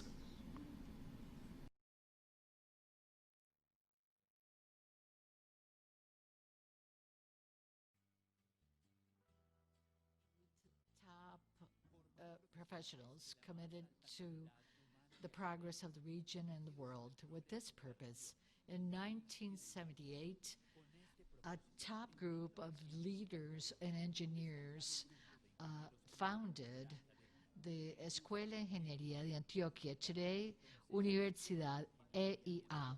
Values like respect, honesty, responsibility, and solidarity are the pillars on which the institution, its students, and alumni procure the technological, economic, cultural, and social development of Colombia in harmony with the environment and with ethics and justice. The safeguard of these values has made the EI not only the credibility of families, employers, and society, but also the institutional accreditation of top quality granted by the Ministry of National Education, first in 2010 and renovated nonstop until 2023. They also have the quality accreditation of all of the programs and because of their maturity can be accredited, acknowledged also nationally, internationally, show the commitment of the EIA to human excellence. EAI has always been placed in Antioquia and has been first to fourth in the Saber Pro standardized test taken by all college students in the country. It's been the best specialized university of Colombia, according to MIDE, from the National Ministry, National Education Ministry. It has also won the Lino de Pombo from the Colombian Society of Engineers. The institution of, no, MIT Technology Review provides since 2012 to innovators less than 25, and more than a dozen of our students have received this, which has turned our university into the university with the most acknowledgments and one of the top two in Latin America. To these great results, we can add other distinctions received by the people that study here, by governments, universities, businesses, and guilds in Colombia and overseas, which show the acknowledgement of society and its students with their integration, drive, progress of mankind. To meet this mission, through all the increasing challenges, economic, social, environmental, shows us the importance. The big step was made in 2008 in opening our campus in Las Palmas, where you can see the buildings in harmony with the environment. Now the new auditorium and library shows you the better services for better personal and professional development. Today, 40 years after being founded, Universidad EIA has 3 schools: the traditional engineering school, the sciences for life, and economic and administrative, whose students and professors share academic and research processes in new ideal settings to develop science, technology, art, and different cultural expressions. EIA grows in its campus to be stronger in society and show its philosophy, its constant search of excellence to build a better country for the good of society.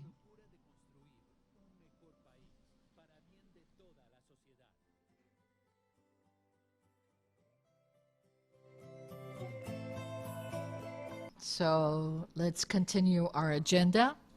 We're really pleased because we have more than 300 people connected right now, and I believe that this is a milestone for all of this initiative and overall for the discussions on P2P, which in a certain way is new, innovative, and what we seek through these events is to involve more people, more players, not only from the electric industry or from the academies. So now let's continue with the presentations of Juan Pablo Cárdenas and Carlos Enrique Vélez. Juan Pablo is a researcher from EIA University in end-user-centered energy systems. He is an environmental engineer, has a lot of experience in climate change and environmental consultancy, and he has been leading an experiment that he'll share with us to understand better how users can participate in P2P models, while Carlos Enrique Vélez is part of the innovation and development team of Grupo EPM. He's a mechanical engineer from AFIT and has an MBA from Southern New Hampshire University.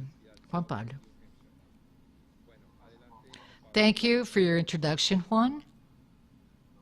Good morning, everyone.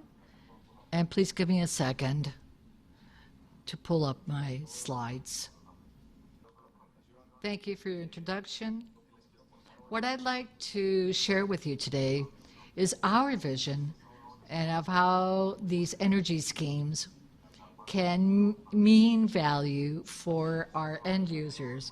And it opens a new business model around energy. It's really a recapitulation or a summary of what we've heard all morning and how this really has an impact on end users. So I propose to begin from a common ground, coffee. Surely you've had a cup of coffee.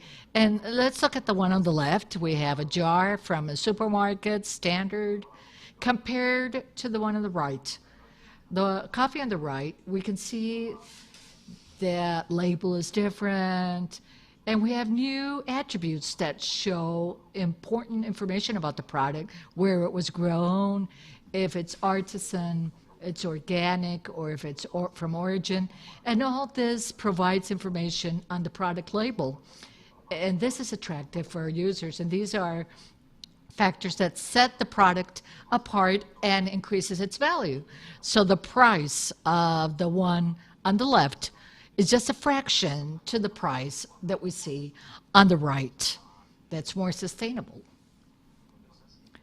So keeping in mind what I just said, today the energy supplied to our homes is like the generic coffee. It's just energy, it's a fundamental service. We need it in society, we need it for development. But we measure it in terms of its reliability or not and its price. Now what's happening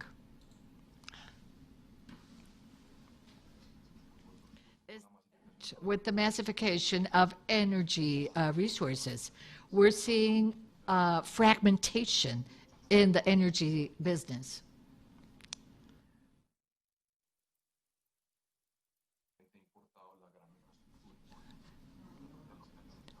So we have fragmentation, then traceability.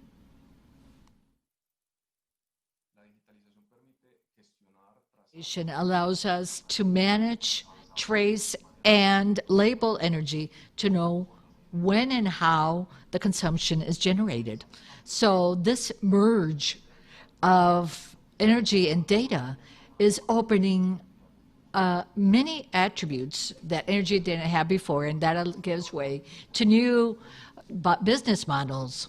For instance, the P2P models and self-community. So really, we're moving from something generic energy like that of the coffee jar to the artisan coffee. So when we understood this,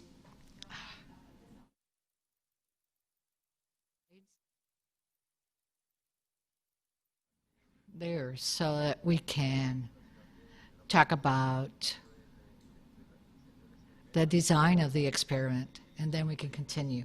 And we do apologize to our panelists and guests.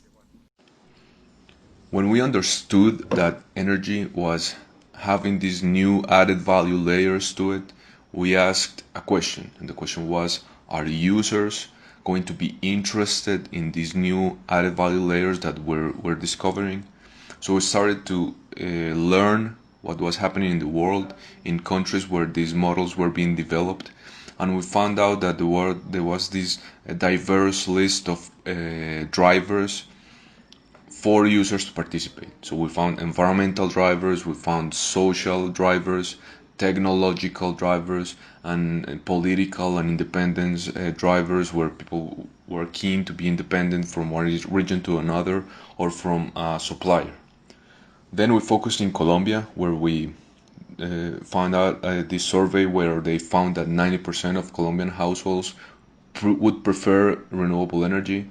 And then we ran a survey ourselves, exploratory survey, where we find that 50% of our respondents would pay more for these new energy attributes or these new layers of energy attributes. So I was saying that we started to get to know more about the preferences of users. So we made a choice experiment that consists of an economic study to discuss what people are willing to pay for. So we look at generator source, location, price, profit use, and equipment ownership.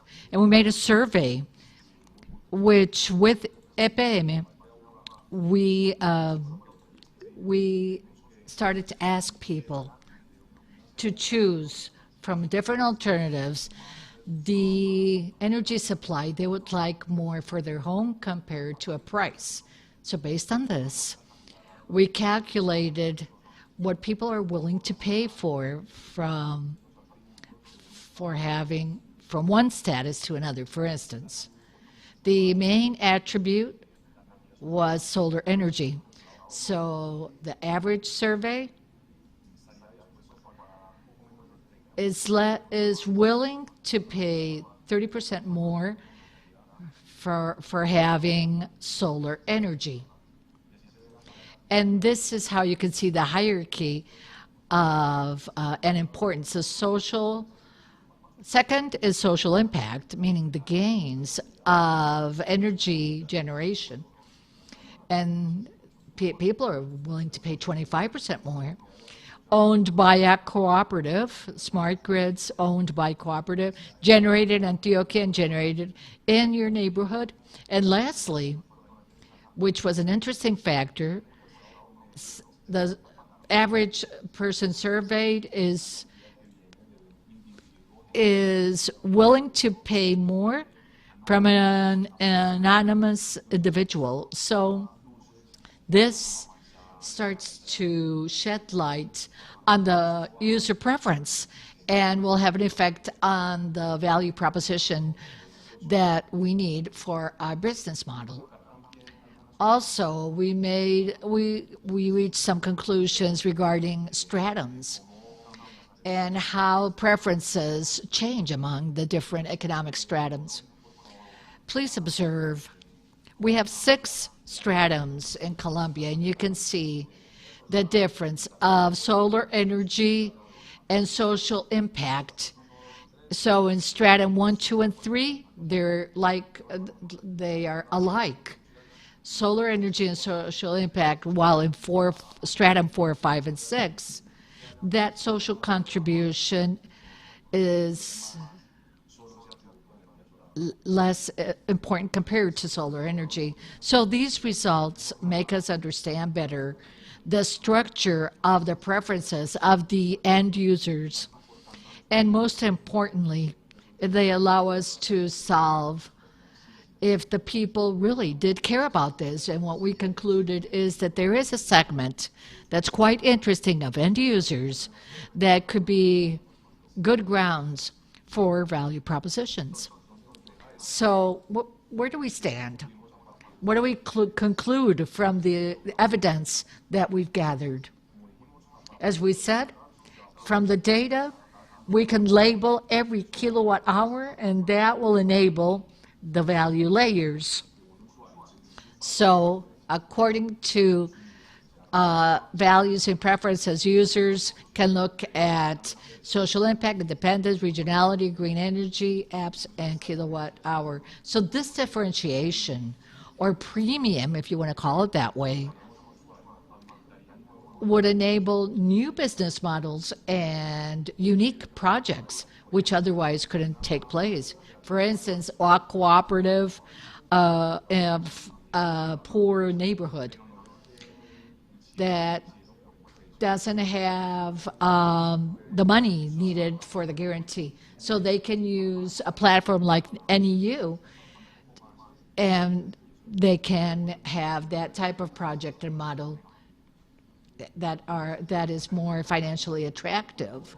So here we have an item that's a bit more controversial, and it's the question is energy, is the digital energy supply more expensive in the future? Will it be more expensive?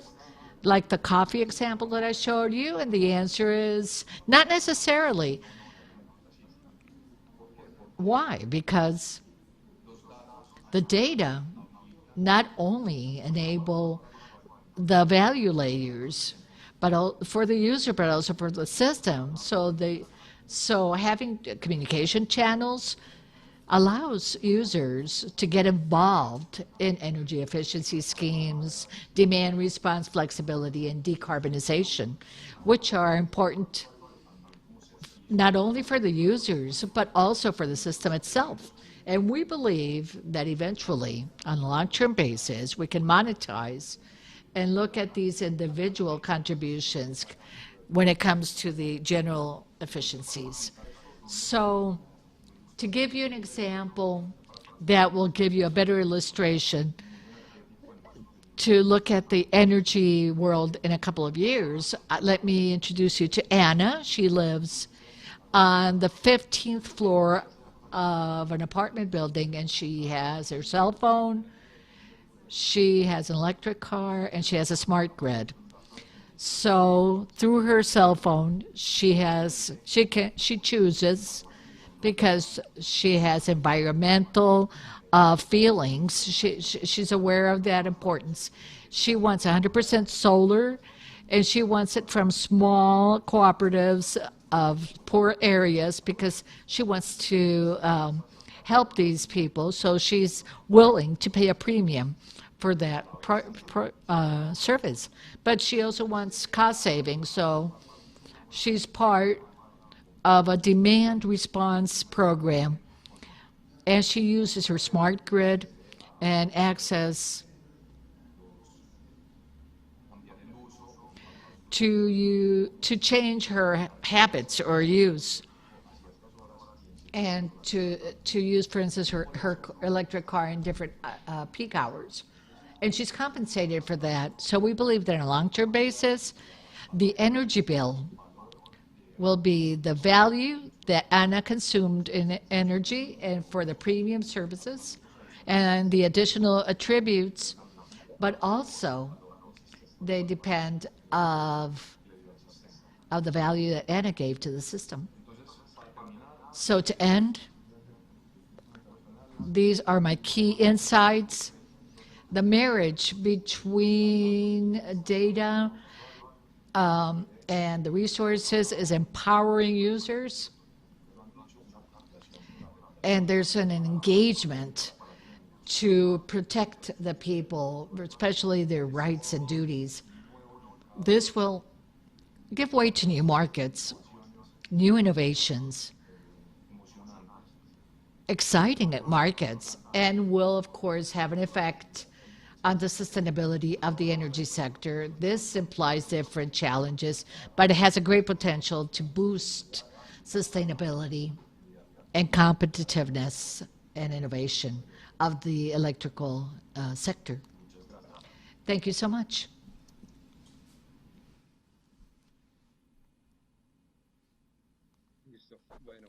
Okay.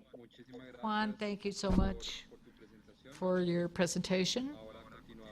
Now let's continue with Carlos Enrique. Go ahead. The floor is yours. Thank you, Juan. Good morning to everyone. I'd like to thank all the allies that have helped us with this project, not only EIA and ERCO, but also the Royal Academy of Engineering, UCL in London, and EPM, where I work. So I'd like to share with you a brief presentation to discuss the exchange or P2P. Allow me to turn on my camera. There we go. Can you see me okay? Right? So for us, as a utility company, we think it's interesting to keep in mind P2P. And basically, let me turn this off. Give me a second. What's the global situation? As most of the other speakers before me have said, COVID and the world has changed significantly how we live. Our clients today are very different to what they were 10 years ago, not only because of technological reasons, but because of the market and the situations experienced worldwide. Digital technologies have grown exponentially. We know well that everything that's digital has grown significantly. Any example is redundant, we all know that. And renewable energies are a reality. They're mature, they have competitive prices. You could say that when it comes to solar energy, which we can already buy at a home center or a Home Depot, it's energy that's very accessible and can compete with the kilowatt hour of business utilities like ours. And the P2P model, which has been underscored by the other speakers, is a topic that has been evaluated worldwide in a real way with very interesting results. Indeed, companies like the ones mentioned before have examples globally. And we're not only talking about poor countries, but also rich countries, systems with top and also poor quality of energy. We also have the DTL technologies, blockchains, Ethereum, and the other technologies, which have been very powerful. Blockchain is used with Bitcoins and other topics such as the exchange of contracts, and that's interesting as well. And the regulation is also dynamic. It's behind technology, but we've seen that regulation has been maturing and giving good signs. And clearly, as Dr. Inés Elena said, there are companies global like Power Ledger, which was a tiny company, which now is in 25 countries. And it's even making the business models through blockchain with Energy LO3 Energy in Brooklyn or Repowering London. And what's interesting is that behind these projects, we have the utilities companies. What I want to show you is that utility businesses play an interesting role in this case.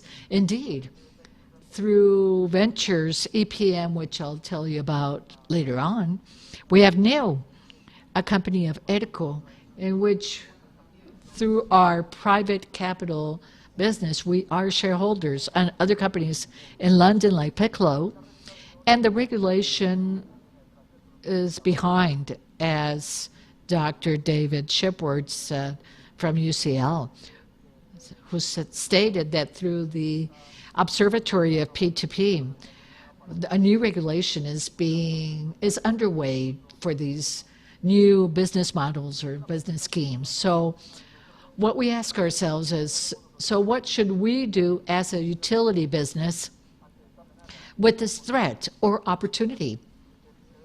What should we do? So we have some answers. Some strategies could be, let's do nothing. Let's wait until the technology develops. It could be a tsunami that doesn't allow us to run away. We have nothing to do. Or let's do something. Why don't we make some small pilots like those that Santiago showed, and let's advance with that business model with worldwide experts. And from here we have this pilot project that Santiago and Juan mentioned, in which we, with the Royal Academy since 2018, developed a project that's real with P2P. Why? Because clients are more demanding, regulation is making changes. We've also seen the resolution 030, which talks about the managers of information. There we'll have another player that's still under discussion, but there's an interesting scheme there, and as a utility. And truly, clients, as and as Elena said before, are more and more demanding. And we as a utility company must begin to be more demanding to provide customer services. I mean, we have to build bridges with our customers to have more loyalty. So what's our recommendation and our strategy? We have an innovation strategy. It's quite strong. We not only have been working with schools in what we call to plant, but also with entrepreneurs.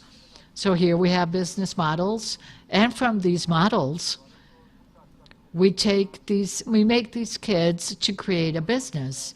So we create businesses. It's called Innovate in other programs. Then we have the role to push or boost, meaning to create a structured business that is poor. Maybe the sales are very little or zero, and to boost them to an interesting level so that they can scale up. And what does this consist of? A business can be boosted and can be received by investment fund, an investor, a larger company, and says, no, I want to grow with you, so I'll invest money in you. And what's this for? To make an integration of this business or a scaling. Companies like those of the real or public sector.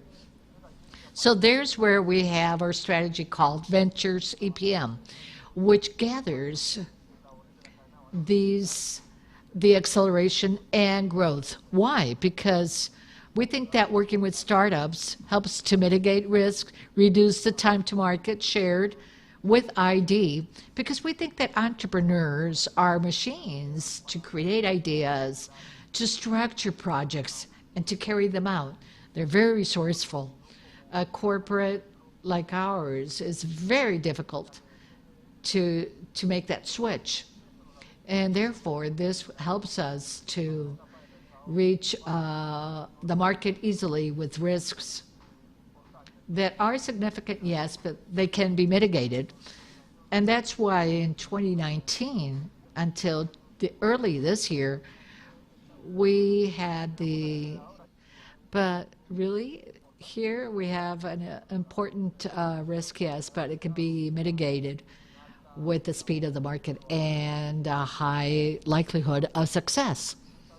In this case, then, in Accelerate and Grow, we have different vehicles. One is the APM accelerator that we had last year. It ended in 2020. We have 76 Colombian businesses, most of Antioquia and Medellin, with the participation of ERCO, with its project of NEU, which is a platform that today that's on its way.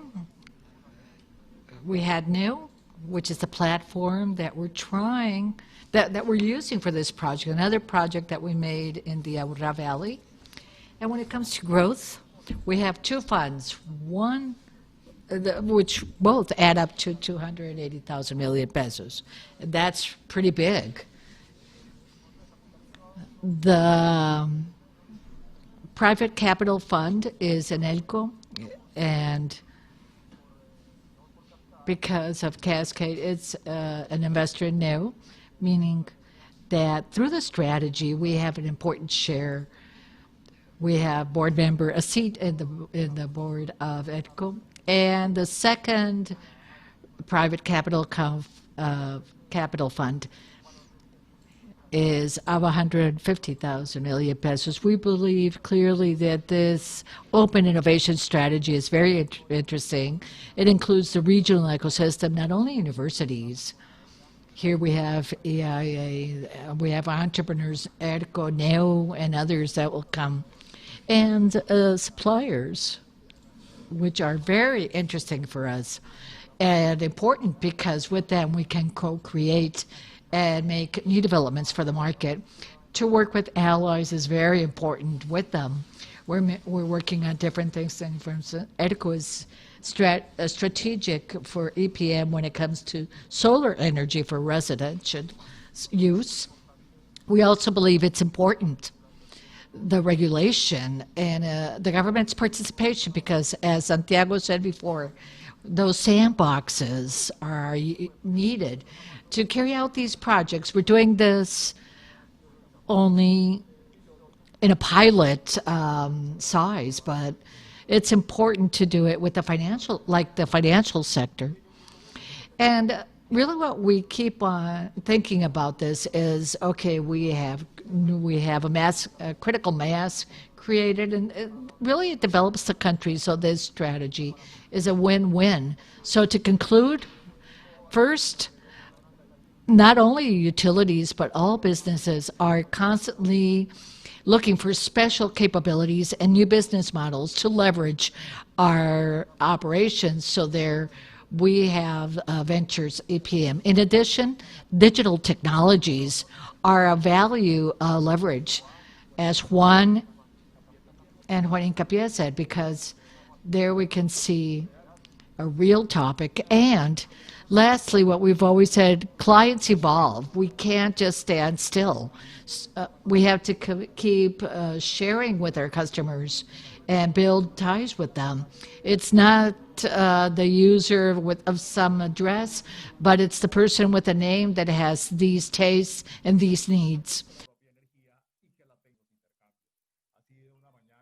It's been a great morning and experiences showing how it's possible to carry out, to have the P2P, how the world of energy. So let's have our panelists. Firstly, we'd like to ask Julián Zuluaga to give us some guidance of the chances of development of these markets in Colombia. So my question for Julián and for all of the panelists, who'll answer first, which do you believe are the opportunities for the development of P2P markets in Colombia? How do you see it from the ministry? It's a pleasure, Dr. Gutierrez, to see you here, to see you again. From the Ministry of Mines, we consider that there are many opportunities in this new stage on a retail level, and where the development of markets and can be carried out. We believe that the industry of the chance there is market and to add value with the active participation of the demand. That is key. And logically, it opens possibilities and more dynamics in the market. So now the challenge is how we can guarantee the security. If there really is a cyber safety. So now we have the chance of integrating technology, and we have the challenge that these technologies. So what we're doing in that case is developing an energy initiative, which is like the roadmap to integrate technologies and new ways of making things in the energy market, where we can mature, where we can maximize the resources of these renewable energy sources, and where we can reach that competitiveness that we need and increased access of the sector. Changing, it's more flexible. And the second question, let's begin with Andres Jaramillo. One of the biggest challenges for the development of P2P markets is that the apathy of citizens can become really interested in energy. How can you imagine the role of citizens in the P2P markets? How can you boost their participation, Andres? I'd like John, Ruti, Julian, and Luis to answer that same question. Perfect. Thank you. The user of the Colombian end user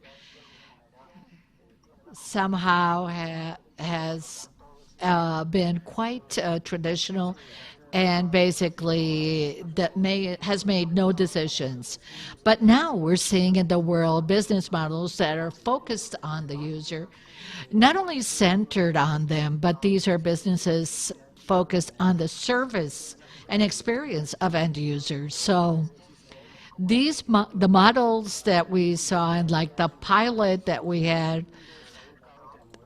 with P2P and the collaborative economy, shows us is that indeed people are willing to pay if there are special attributes of the energy. So Juan Esteban showed us that somebody in the platform or in these types of platforms can change energy or give energy away to others. You start to not only to see new markets, but new mechanisms that rise. If we look at the energy market like that of CO2, you're going to see that there's a creation of value. And it's great to see that users can create at home energy and data, and through the platforms can find a new value that they never had before. Let me give you an example of the points. When you buy with a credit card, that's money that I have and I didn't have before, and turns into tangible things. When energy can be monetized, like a YouTube channel, when somebody realizes that they can create contents, and those contents eventually can give them an income. This is how citizens get involved. As you said early on, in an energy market with large investors, with very few investors, but it's more liquid today because of the e-platforms. So I have no doubt that this will be boosted with other developments. Along with the markets and the energy discussions, we see like the Internet of Things, artificial intelligence, as David mentioned as well. These are barriers that will lower and agilize these markets. That's my answer. We really need to involve the end user with improved technology, and with the idea that when users are rational, they make rational decisions and massify it. That happened with cell phones, for instance. And I think that the industry of telecommunications is a good example that shows the development of these markets. Okay, thank you. What do you say, John, Ruthie, Julian, and Luis? John? Thank you. I believe that energy is like water, is something that you have for granted, where the attributes are invisible for the user except price and availability. But decarbonization is something very hard to explain and sell, again, to the people from the poorest stratum or lower educational levels that represent a very significant segment of the demand of the country. Today, energy consumption is not seen as a development indicator. In the when the lower income market see that they have to consume more energy because of better household items that they have. So everything is really focused more on prices on the energy bill.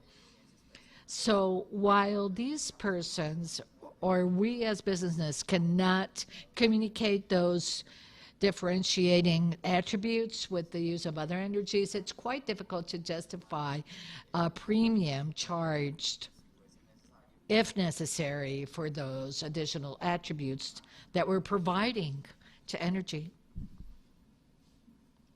Ruthie? Yes, as Andres said, users, regulated users, are always looking at price and reliability, but really we are rational when we make decisions. So, but for this to happen, there's got to be a benefit. If there's not a rate lower, that's lower on the long-term basis, like the lower costs with solar type of energy, it's hard to do something. In terms of quality, the level of interruptions seen in the energy systems, like in the Caribbean, it's hard. Like today, for instance, it's important, it's an incentive so that people can have full reliability. Or now that we're homeschooling and home office, we need reliability. And there are other, like the Anita, that somebody that wants to use the best technology or green, or people that want sustainable consumption. So we have to seek the drivers, the factors that make a better maximization of the philosophy people have, green philosophy. Julian? I think everybody has addressed key issues here, like the creation of value, user experience. These are very important aspects so that the people can understand the role of this new energy that will be used.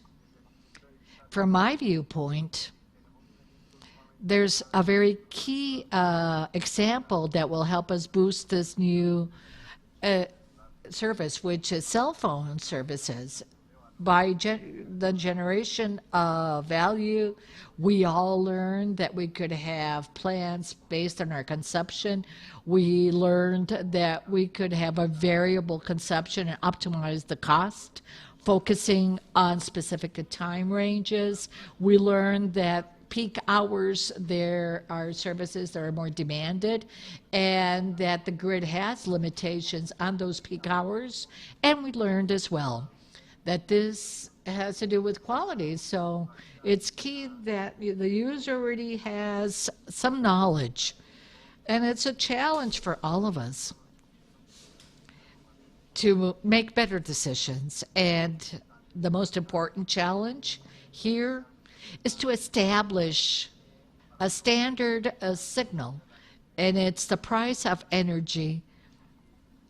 And I think that's a really big challenge. Okay, thank you, Julian. Luis Ferrer, please.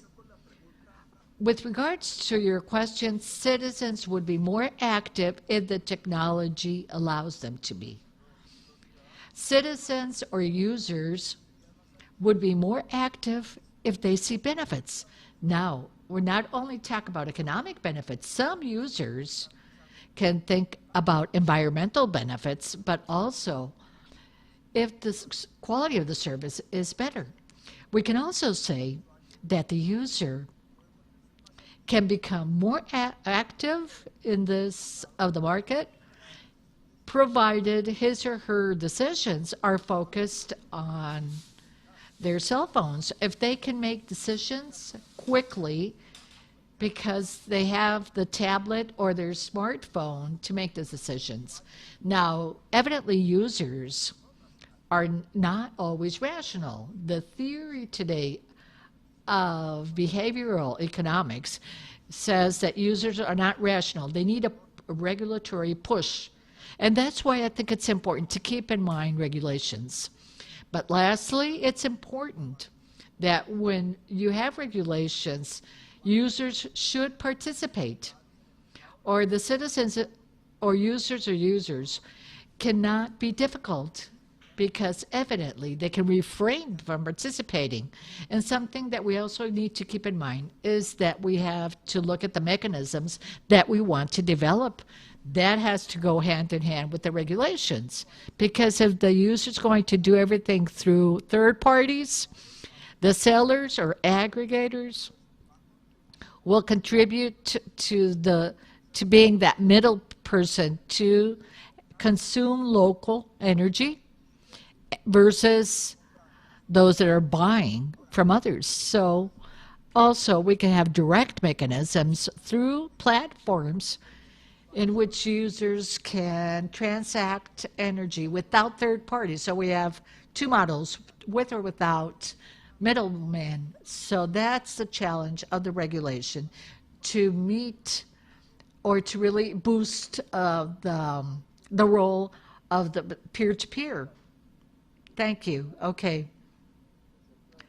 So according to our panelists, we have clear opportunities for end users to participate, but we have to show them things that that it's important to have the boost of the regulation, and also what are the real benefits for this. Now, third question.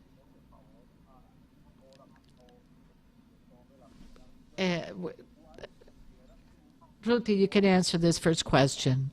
What are the main barriers so that the P2P end users can become reality on a short-term basis in Colombia? Based on your experience in the ministry, I believe that what we really need to expand these markets is to have the operational and transactional platforms that enable the communication, measurement, and flow of communication related to energy and users. We have seen major developments. We have the pilot like Power Ledge, LOV, that are already showing results. But here we have a couple of challenges that we still have to face. Who is responsible of managing the data in a safe and reliable manner for users? And is it possible, at least initially, to have some sophistication from the user? I mean, overcoming those technological sophistication barriers, I think is the first barrier that we have to overcome. Secondly, we need the smart grids. We have to consolidate the data, the information. We have some goals set with the smart grids, but more than those long-term goals, I think that the regulation that we're discussing today at the CREG is interesting. It's quite positive, but I worry that we're determining that the person that's responsible of the measurement is the incumbent operator. And EPM said this through Carlos. Regional operators can see P2P as a threat.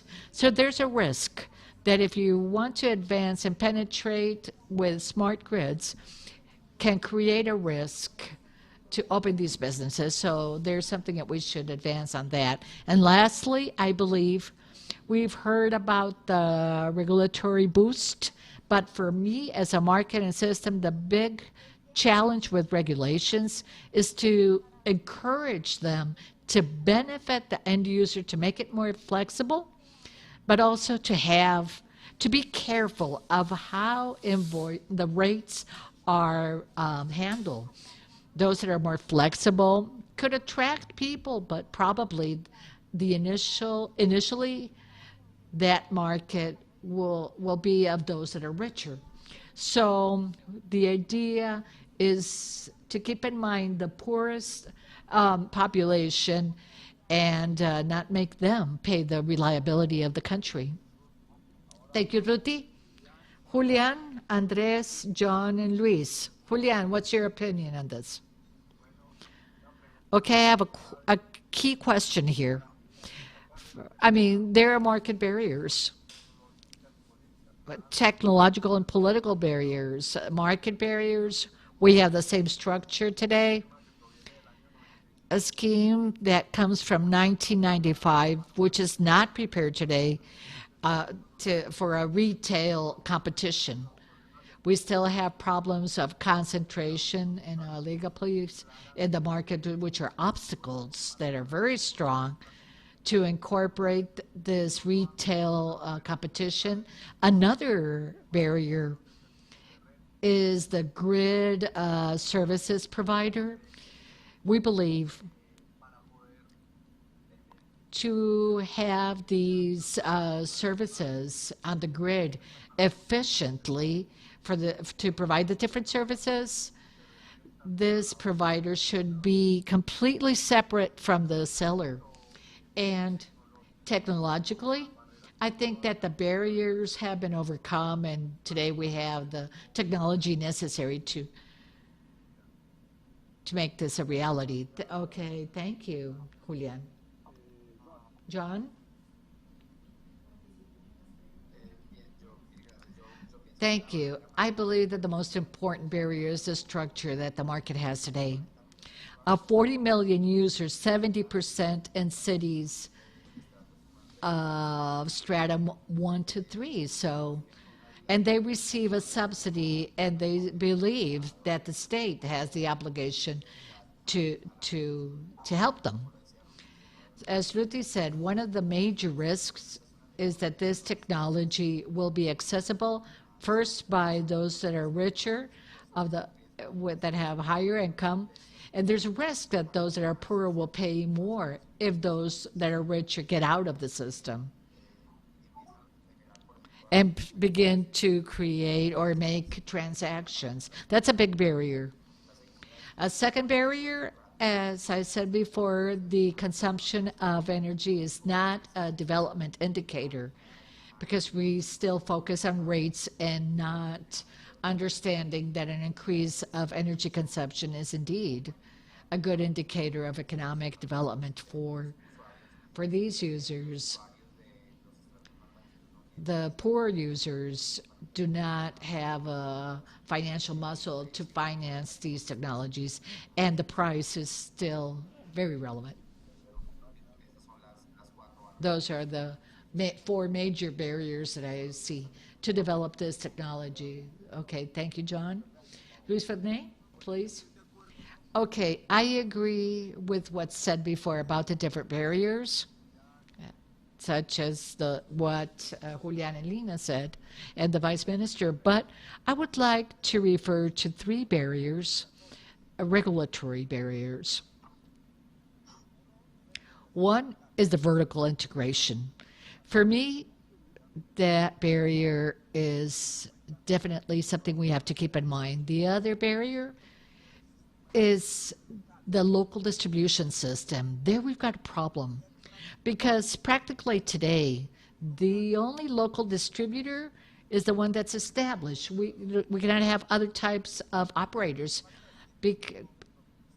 I cannot, because of lack of time, but I've been analyzing this a lot with the university, the concept of local distribution, which leads to barriers to have different types of operators, especially of microgrids. The third barrier is the contracting system with users. There's a regulatory barrier there. Plus, we have to set up the 107 resolution of Craig.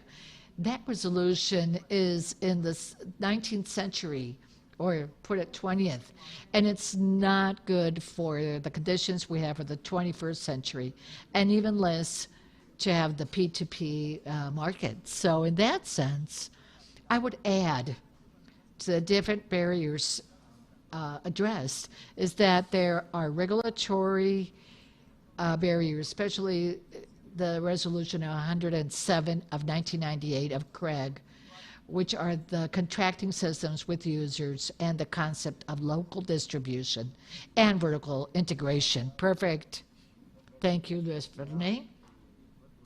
So our panelists see barriers in terms of the market structure, the integration of activities, in terms of users, high, low income levels, also the platforms handling data. So we need more sophistication from users, according to our panelists. Yes, there's an important number of barriers that we're going to have to gradually overcome so that these markets can expand. Our fourth question I would like to add an element.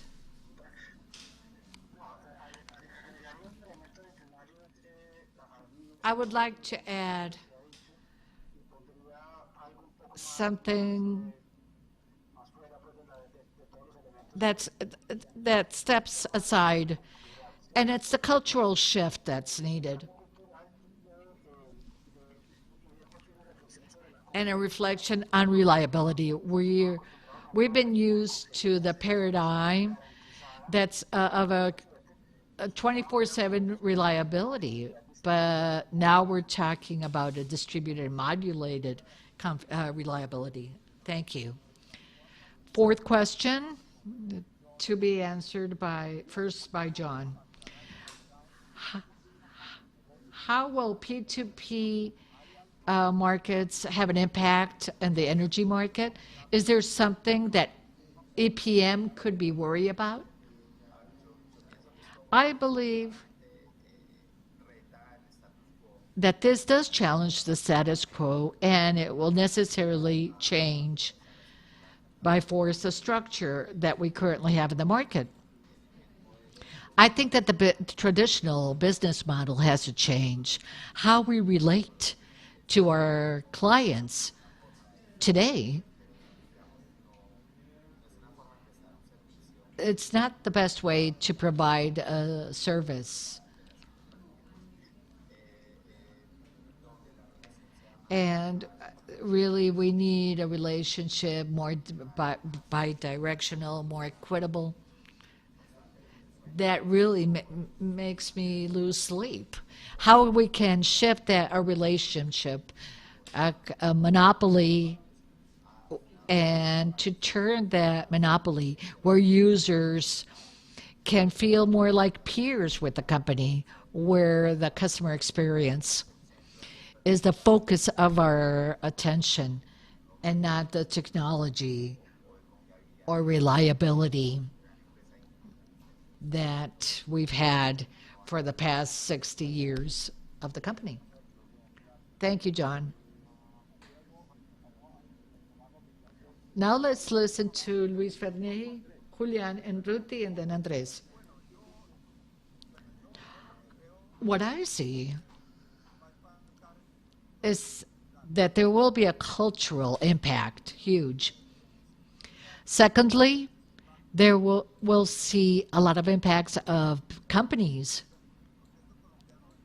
In Colombia, the traditional sellers who are not used to these types of transactions, to handling these volumes of energy that's produced locally and sold locally.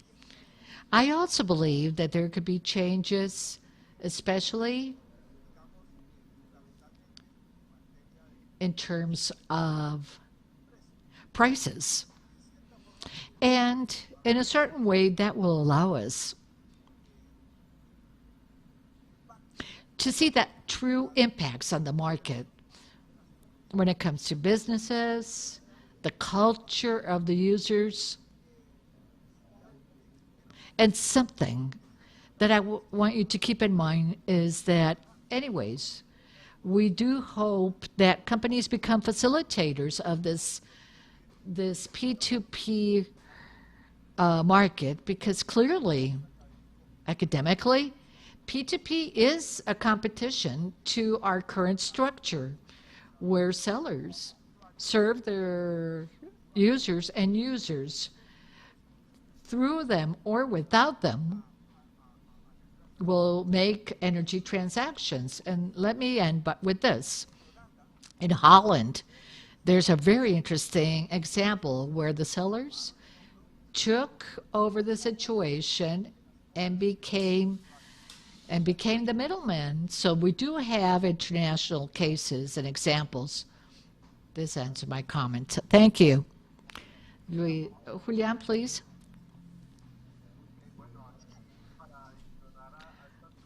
Okay, I have two concerns. I'm really worried that to have P2P, we have different types of users. 65% of our users are regulated and the rest are not. So everybody has to interact with the market in a non-regulatory way. And there's a learning curve there. It requires the user to understand the risks involved and to be exposed to a market which, quote unquote, is quite wild. And the price and the amounts are important variables. And another concern I have and keeps me up at night is how can we pay the investment and the AOM of the grid when it comes to transportation and distribution if our scheme today is really depending of the end user. Thank you, Julian. Next, Ruthie. I agree with what's been said regarding the challenges for the system. It really has to do with the role of the sellers and how we'll have that task of interacting with the users. What information will the users receive? What level of knowledge do they need? What challenges will we have? I think that there's something there that will be valuable so that the user can adapt the energy services really to what he or she needs. And with regards to what keeps me up or not, I love that because I always have problems. I have 500,000 people that don't have energy in Colombia yet. But P2P could be a mechanism that could facilitate reaching those 500,000 that don't have theirs. There's an experience in Bangladesh with Solar Chair that makes P2P mechanisms, and these small, almost individual solar individuals, and this has been great in Bangladesh. Now they have projections of 100 million users by 2030. And I stop sleeping well because I really believe that we need the guarantee, even better. And this has to do with focusing the energy on users. So when you make isolated solutions, you can do everything depending of the customs and the regions and everything else. So we can adopt the model to productive processes that can be enabled in a region. And again, the energy could have that transformational power for individuals, but also for the development of entire territories. Thank you, Ruthie. Andres? Well, the problem of being last always is that I have nothing to say. But I wanted to talk about in Spain, we have a coordinator example to apply here because it's not only about keeping energy. I'd say there's a significant opportunity in convergence because the non-traditional areas of the energy sector are beginning to see the value we have in different attributes of energy and turning into sellers and beginning to make decisions among themselves. So there, I think there's something important. What keeps me up? Because when we will reach stability, I mean, that we have many sellers now, we have demand aggregators, but I know that there's a curve. So I think that the participation of users as creators of value, not as users, but as people, as like those of Bangladesh, if people can create value and sell by selling energy, for instance, that's great for everybody. To not create barriers, but I do worry, like Julian, we require grids, and how can we reimburse those technological capabilities that we need? Thank you, Andres. There you summarized perfectly. we have the changes needed for the sellers, the facilitators. Another key topic has to do is how to pay back and the grid and turn the users into more active participants. And what Ruti and Andres mentioned is important as well, that P2P can provide energy solutions to many communities, those 500,000 persons that still don't know how to have energy in Colombia. Fifth question, Luis Ferney, you can begin, please. What events could delay or push P2P in Colombia?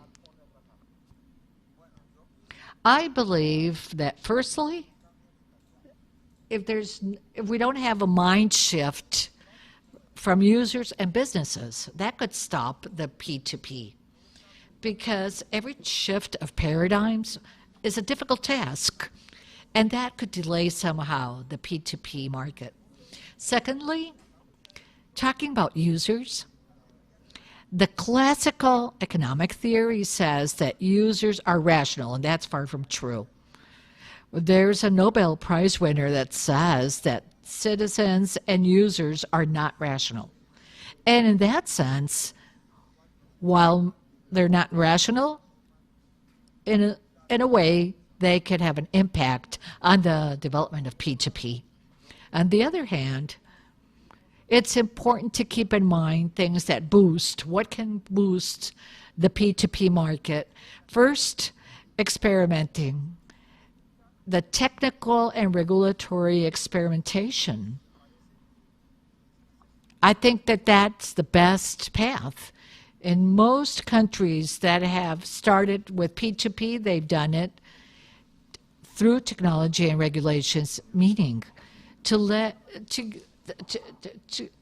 what we call the sandbox, the regulatory sandbox. I think that's a great way to boost the P2P markets because it's a way to test how we can implement this market.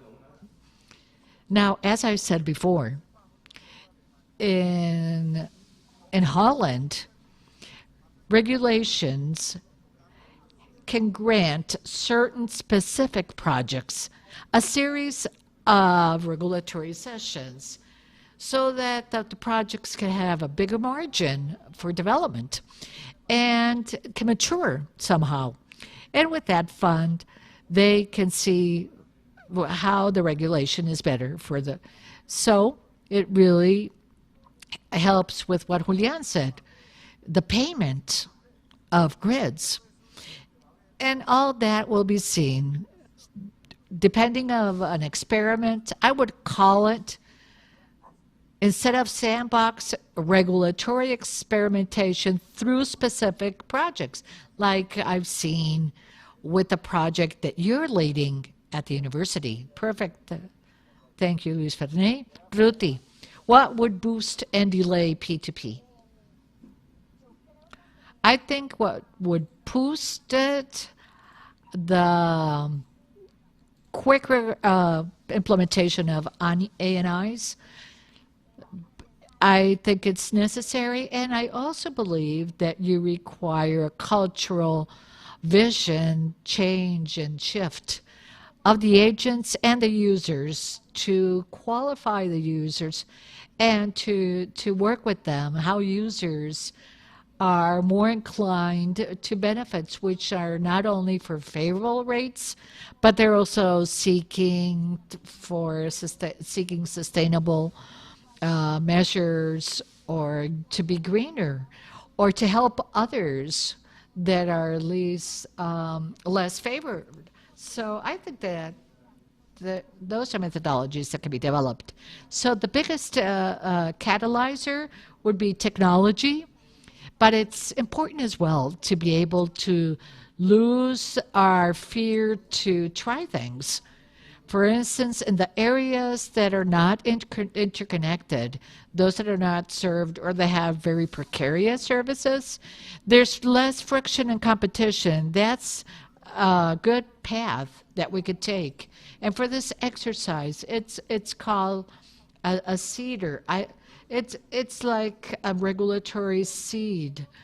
And what I think we need is to directly see how these distributed systems would work, not only from the grid, but also those that are not part of the grid.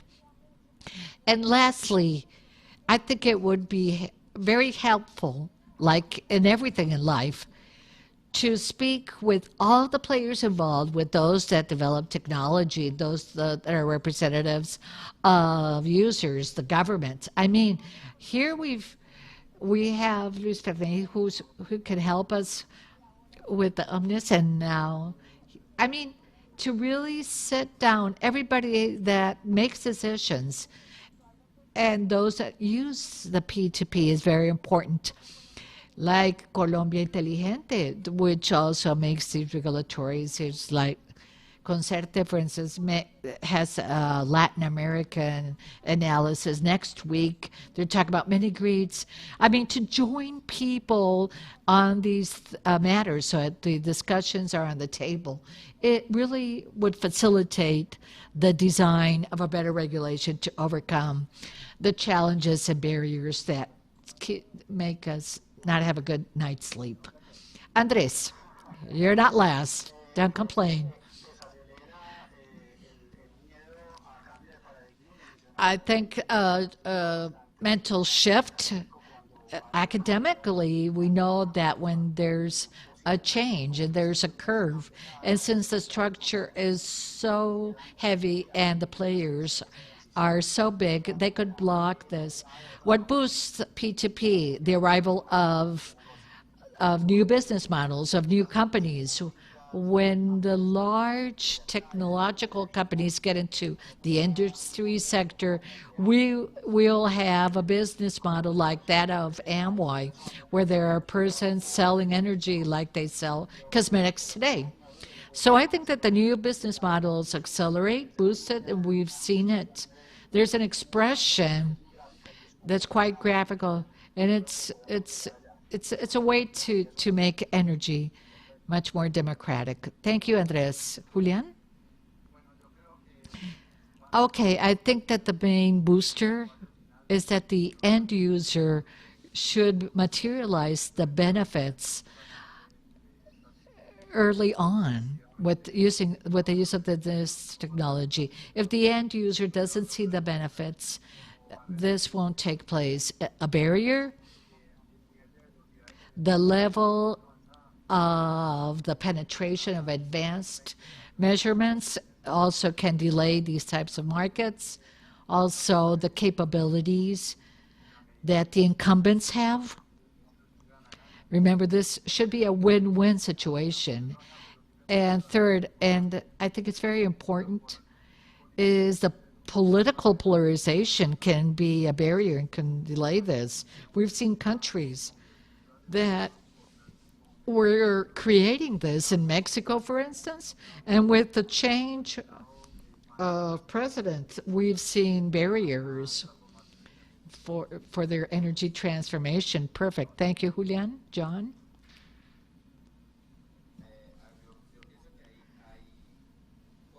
I think that there are things that can boost, but also things that can stop. Most important are the regulations that we already discussed so much that can stop. The self-regulatory can be also boosters. However, as said before, the market structure, which is designed based on subsidies to solve social problems and guarantee reliability, lack a good discussion, because really the model that we have is not commonly seen in other countries. So it could stop real everything. It could impede the P2P. I mean, I think that having subsidies involved is very difficult, especially for the poorest populations. Topics that could boost P2P. Remember, in Colombia, we have very low levels of cooperatives, and this is something that we've studied a lot. And lastly, The structure of the new construction in Colombia, where 70% of new homes is built in height, that could be a big barrier because we don't have space. If the solution was solar, there's no space for solar panels in high rises. Thank you, John. Juan Manuel, how are we with time?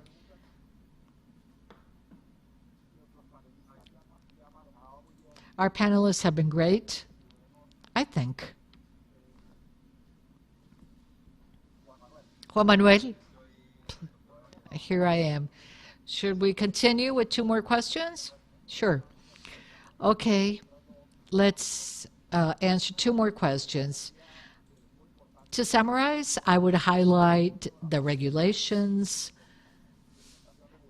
the AMIs, ANIs, the regulatory seeds that Ruth also mentioned, and the market structure, what John mentioned, and clearly how we can show the benefits to the users, as Julian said, and the cultural topics and political topics. Question 6. Let's do this quicker, although we've handled time well. How is your institution or you preparing for the arrival of the P2P? How can you favor innovation in this sector? So let's begin with Ruth Paula. After 20 years in public office, I am a private consultant, but I really now work on energy coverage, sustainable. So I think that the best way to prepare for those that are normal users and are in the academic and conceptual part or looking at a regulation is to prepare, to gather the best information, to get to know the communities, to make studies and contributions conceptually to build these processes. And when, as a consultant, also I help companies to stop being fearful of the regulations, to get to know the potentials. I think that that's important to assist investors, technological and energetic, to get to see the regulations and the potential that we're all into. Julian? I believe I have the easiest answer, really. We're not passively sitting here. We're pushing the change and setting everything for P2P and to turn it into reality. The ministry is leading all of this in the sector, and we're waiting for this to be a reality. We do hope so, Julian. Ferney? We are preparing as an academy. I represent the External de Colombia University, and we are committed to innovation. We're committed to technological advancements. And in that sense, our capability has to do with regulations. So we are participating as a research group, as a university, to make the best technical and regulatory experiments possible to favor this innovation in the sector. So that way, our task is basically to support research, technical experiments, regulations, to have an innovation, a true innovation. Peer-to-peer really is an innovation, and we're 100% committed to it. John? For us, clearly investing in innovation and in entrepreneurships like the ones like Algorithm Neu, investing in companies like Kingo or Ibrico, which provide solutions for areas that are off the grid, aligned with what Ruti said. Andres? evidently in this forum has shown, we are interested at EIA University to explore this role with convergence, decarbonization, decentralization. And I believe that by creating all of these think tanks and with participation, how the universities can participate in this. Perfect. Thank you, Andres. So as we've seen, there's a true commitment from everybody to really start off these markets, which guarantees that it will be successful. Julian, what you said is important. We do hope we can have a Colombia that's an example, as it has been so far, when it comes to the transformation of its energy. Panelists, you are clients and users of energy. From your viewpoint, personal viewpoint, what attribute would you like to have of the energy that arrives to your residence? And are you willing to pay more for that? Andres. I want an energy decarbonized, and I want social benefits to do some type of transaction in which my energy performance will have a benefit, not only for me as a consumer, but for others. I wish I could transform that value for others. Would you pay more for it? Yes, yes. Okay, perfect. Thank you, Andres. Julian?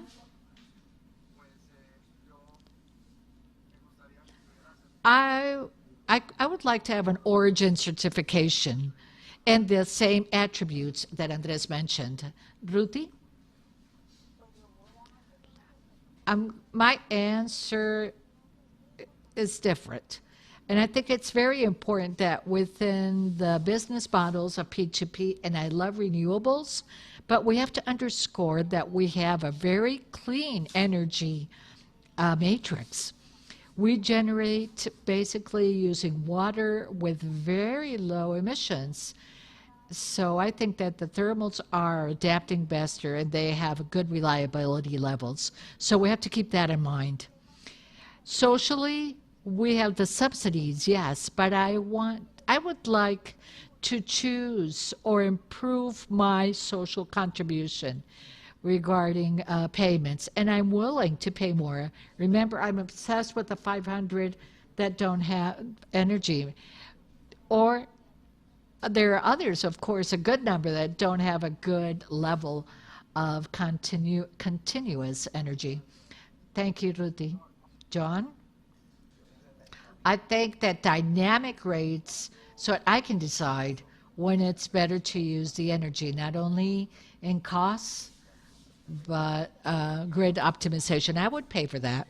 Besides what's said regarding the origin, although I believe that one of the best origins that energy could have is water. Perfect, thank you.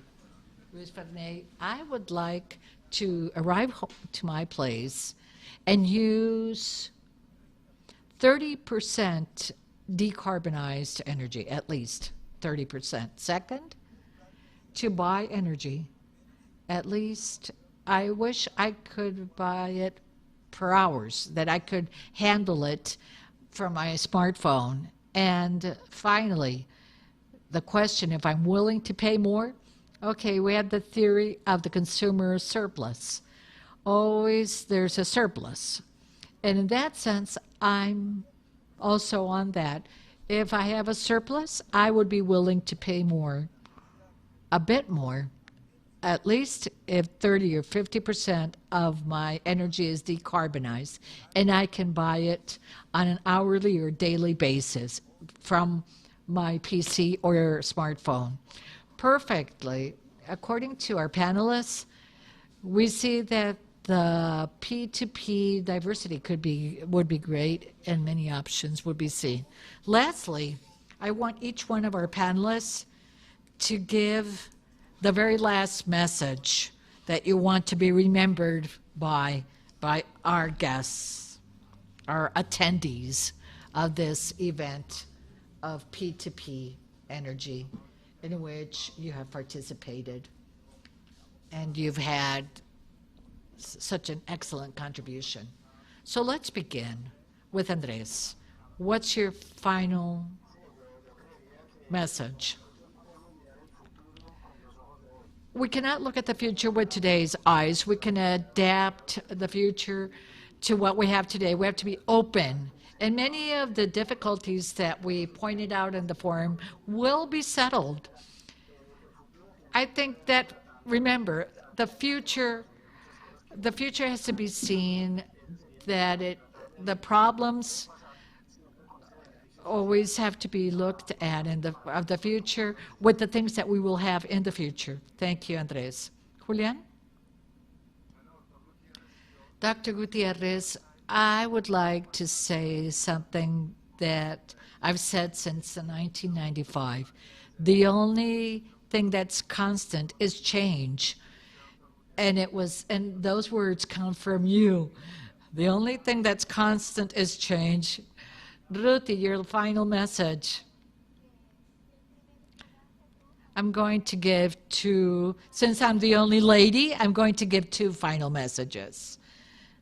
This is a call also to improve and have more women involved in this. My first message, if we all build together, if we contribute really for the design, a better design, I'm sure we'll have a regulatory framework that's much more balanced, where we don't put at risk users, and where the service can be more democratized. And secondly, technological developments not only make energy services better, but also they contribute significantly to close gaps in a country where we have enormous equity challenges. John? I'm going to give 2 messages as well. One, we cannot be obsessed with decarbonization without looking at the complete or full life cycle, because remember that our traditional elements that we use have very low carbon levels. Second, we cannot be obsessed either by reducing energy consumption. Otherwise, really, I think that the country has to increase its energy consumption, because that clearly, with efficiency levels, is really an indicator of development. I agree. Luis Ferney. Thank you. I believe that we cannot cover the sun with a finger, and I say that because technology is a fact. It's there. Nobody can stop it. No matter if there are economic interests behind that, technology is not unstoppable. So within that context, I'd say that technology will make a shift to many paradigms. So I believe that technology, not only in the electrical sector, will change many things because there's more energy because of the technology used, but also it will shift the retail market, because we will have new markets like this one, which is the P2P. So technology, as one of a German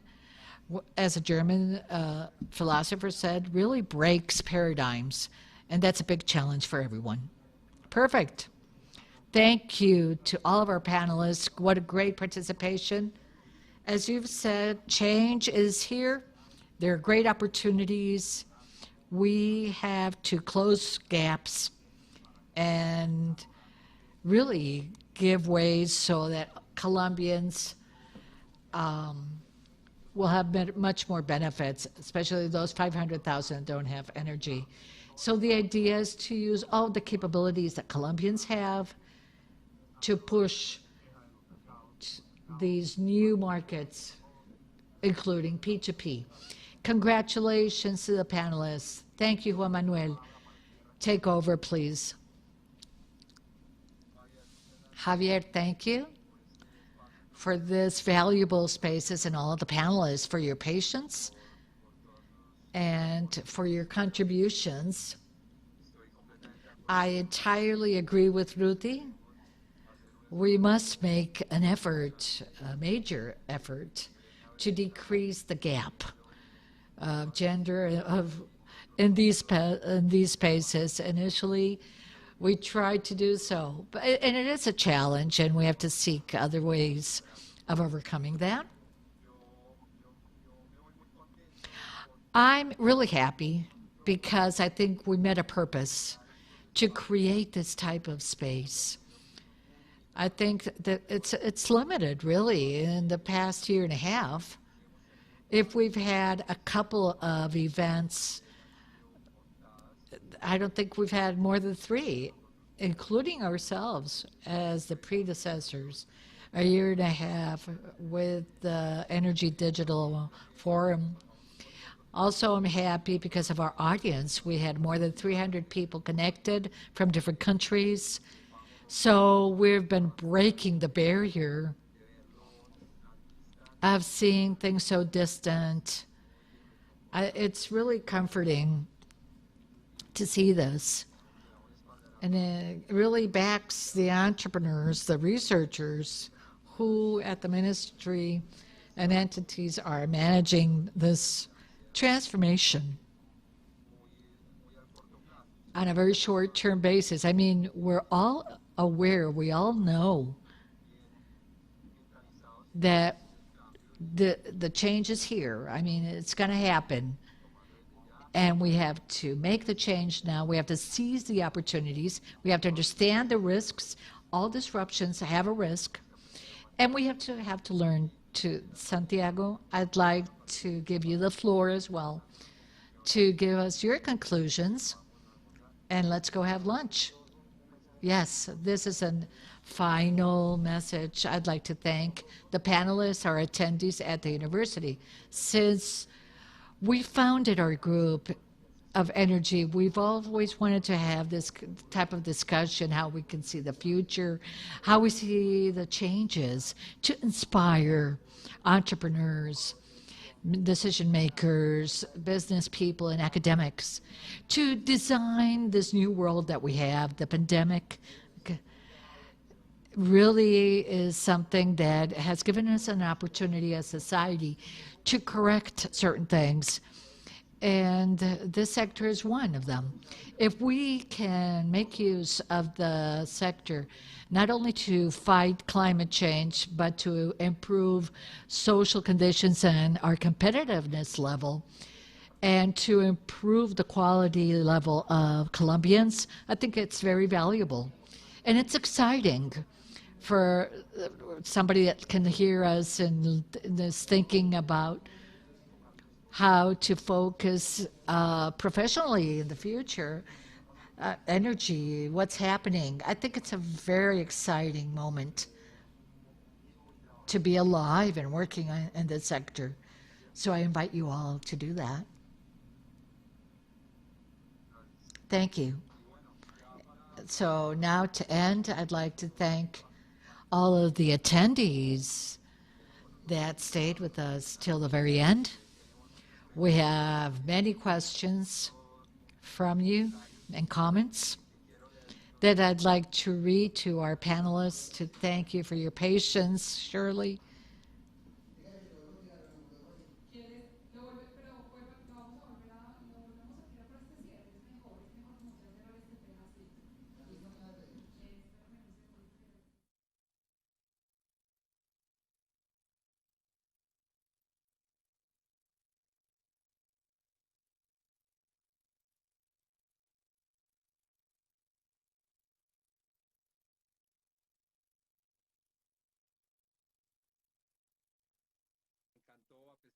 Despite the waits,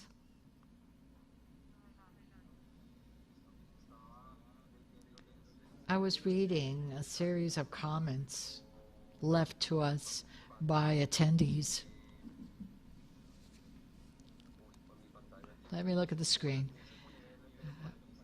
Great level of the panelists, great. The topics addressed, great.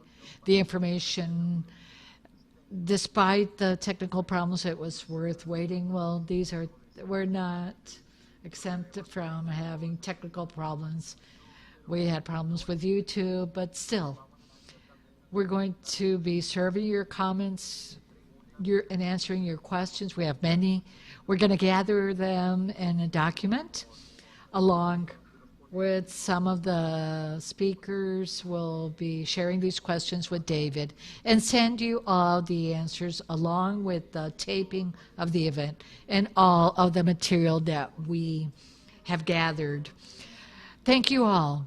The panelists, we do hope that we can meet again soon, reinforcing this topic, creating more discussions and knowledge, and most of all, creating changes. Thank you, and have a great afternoon.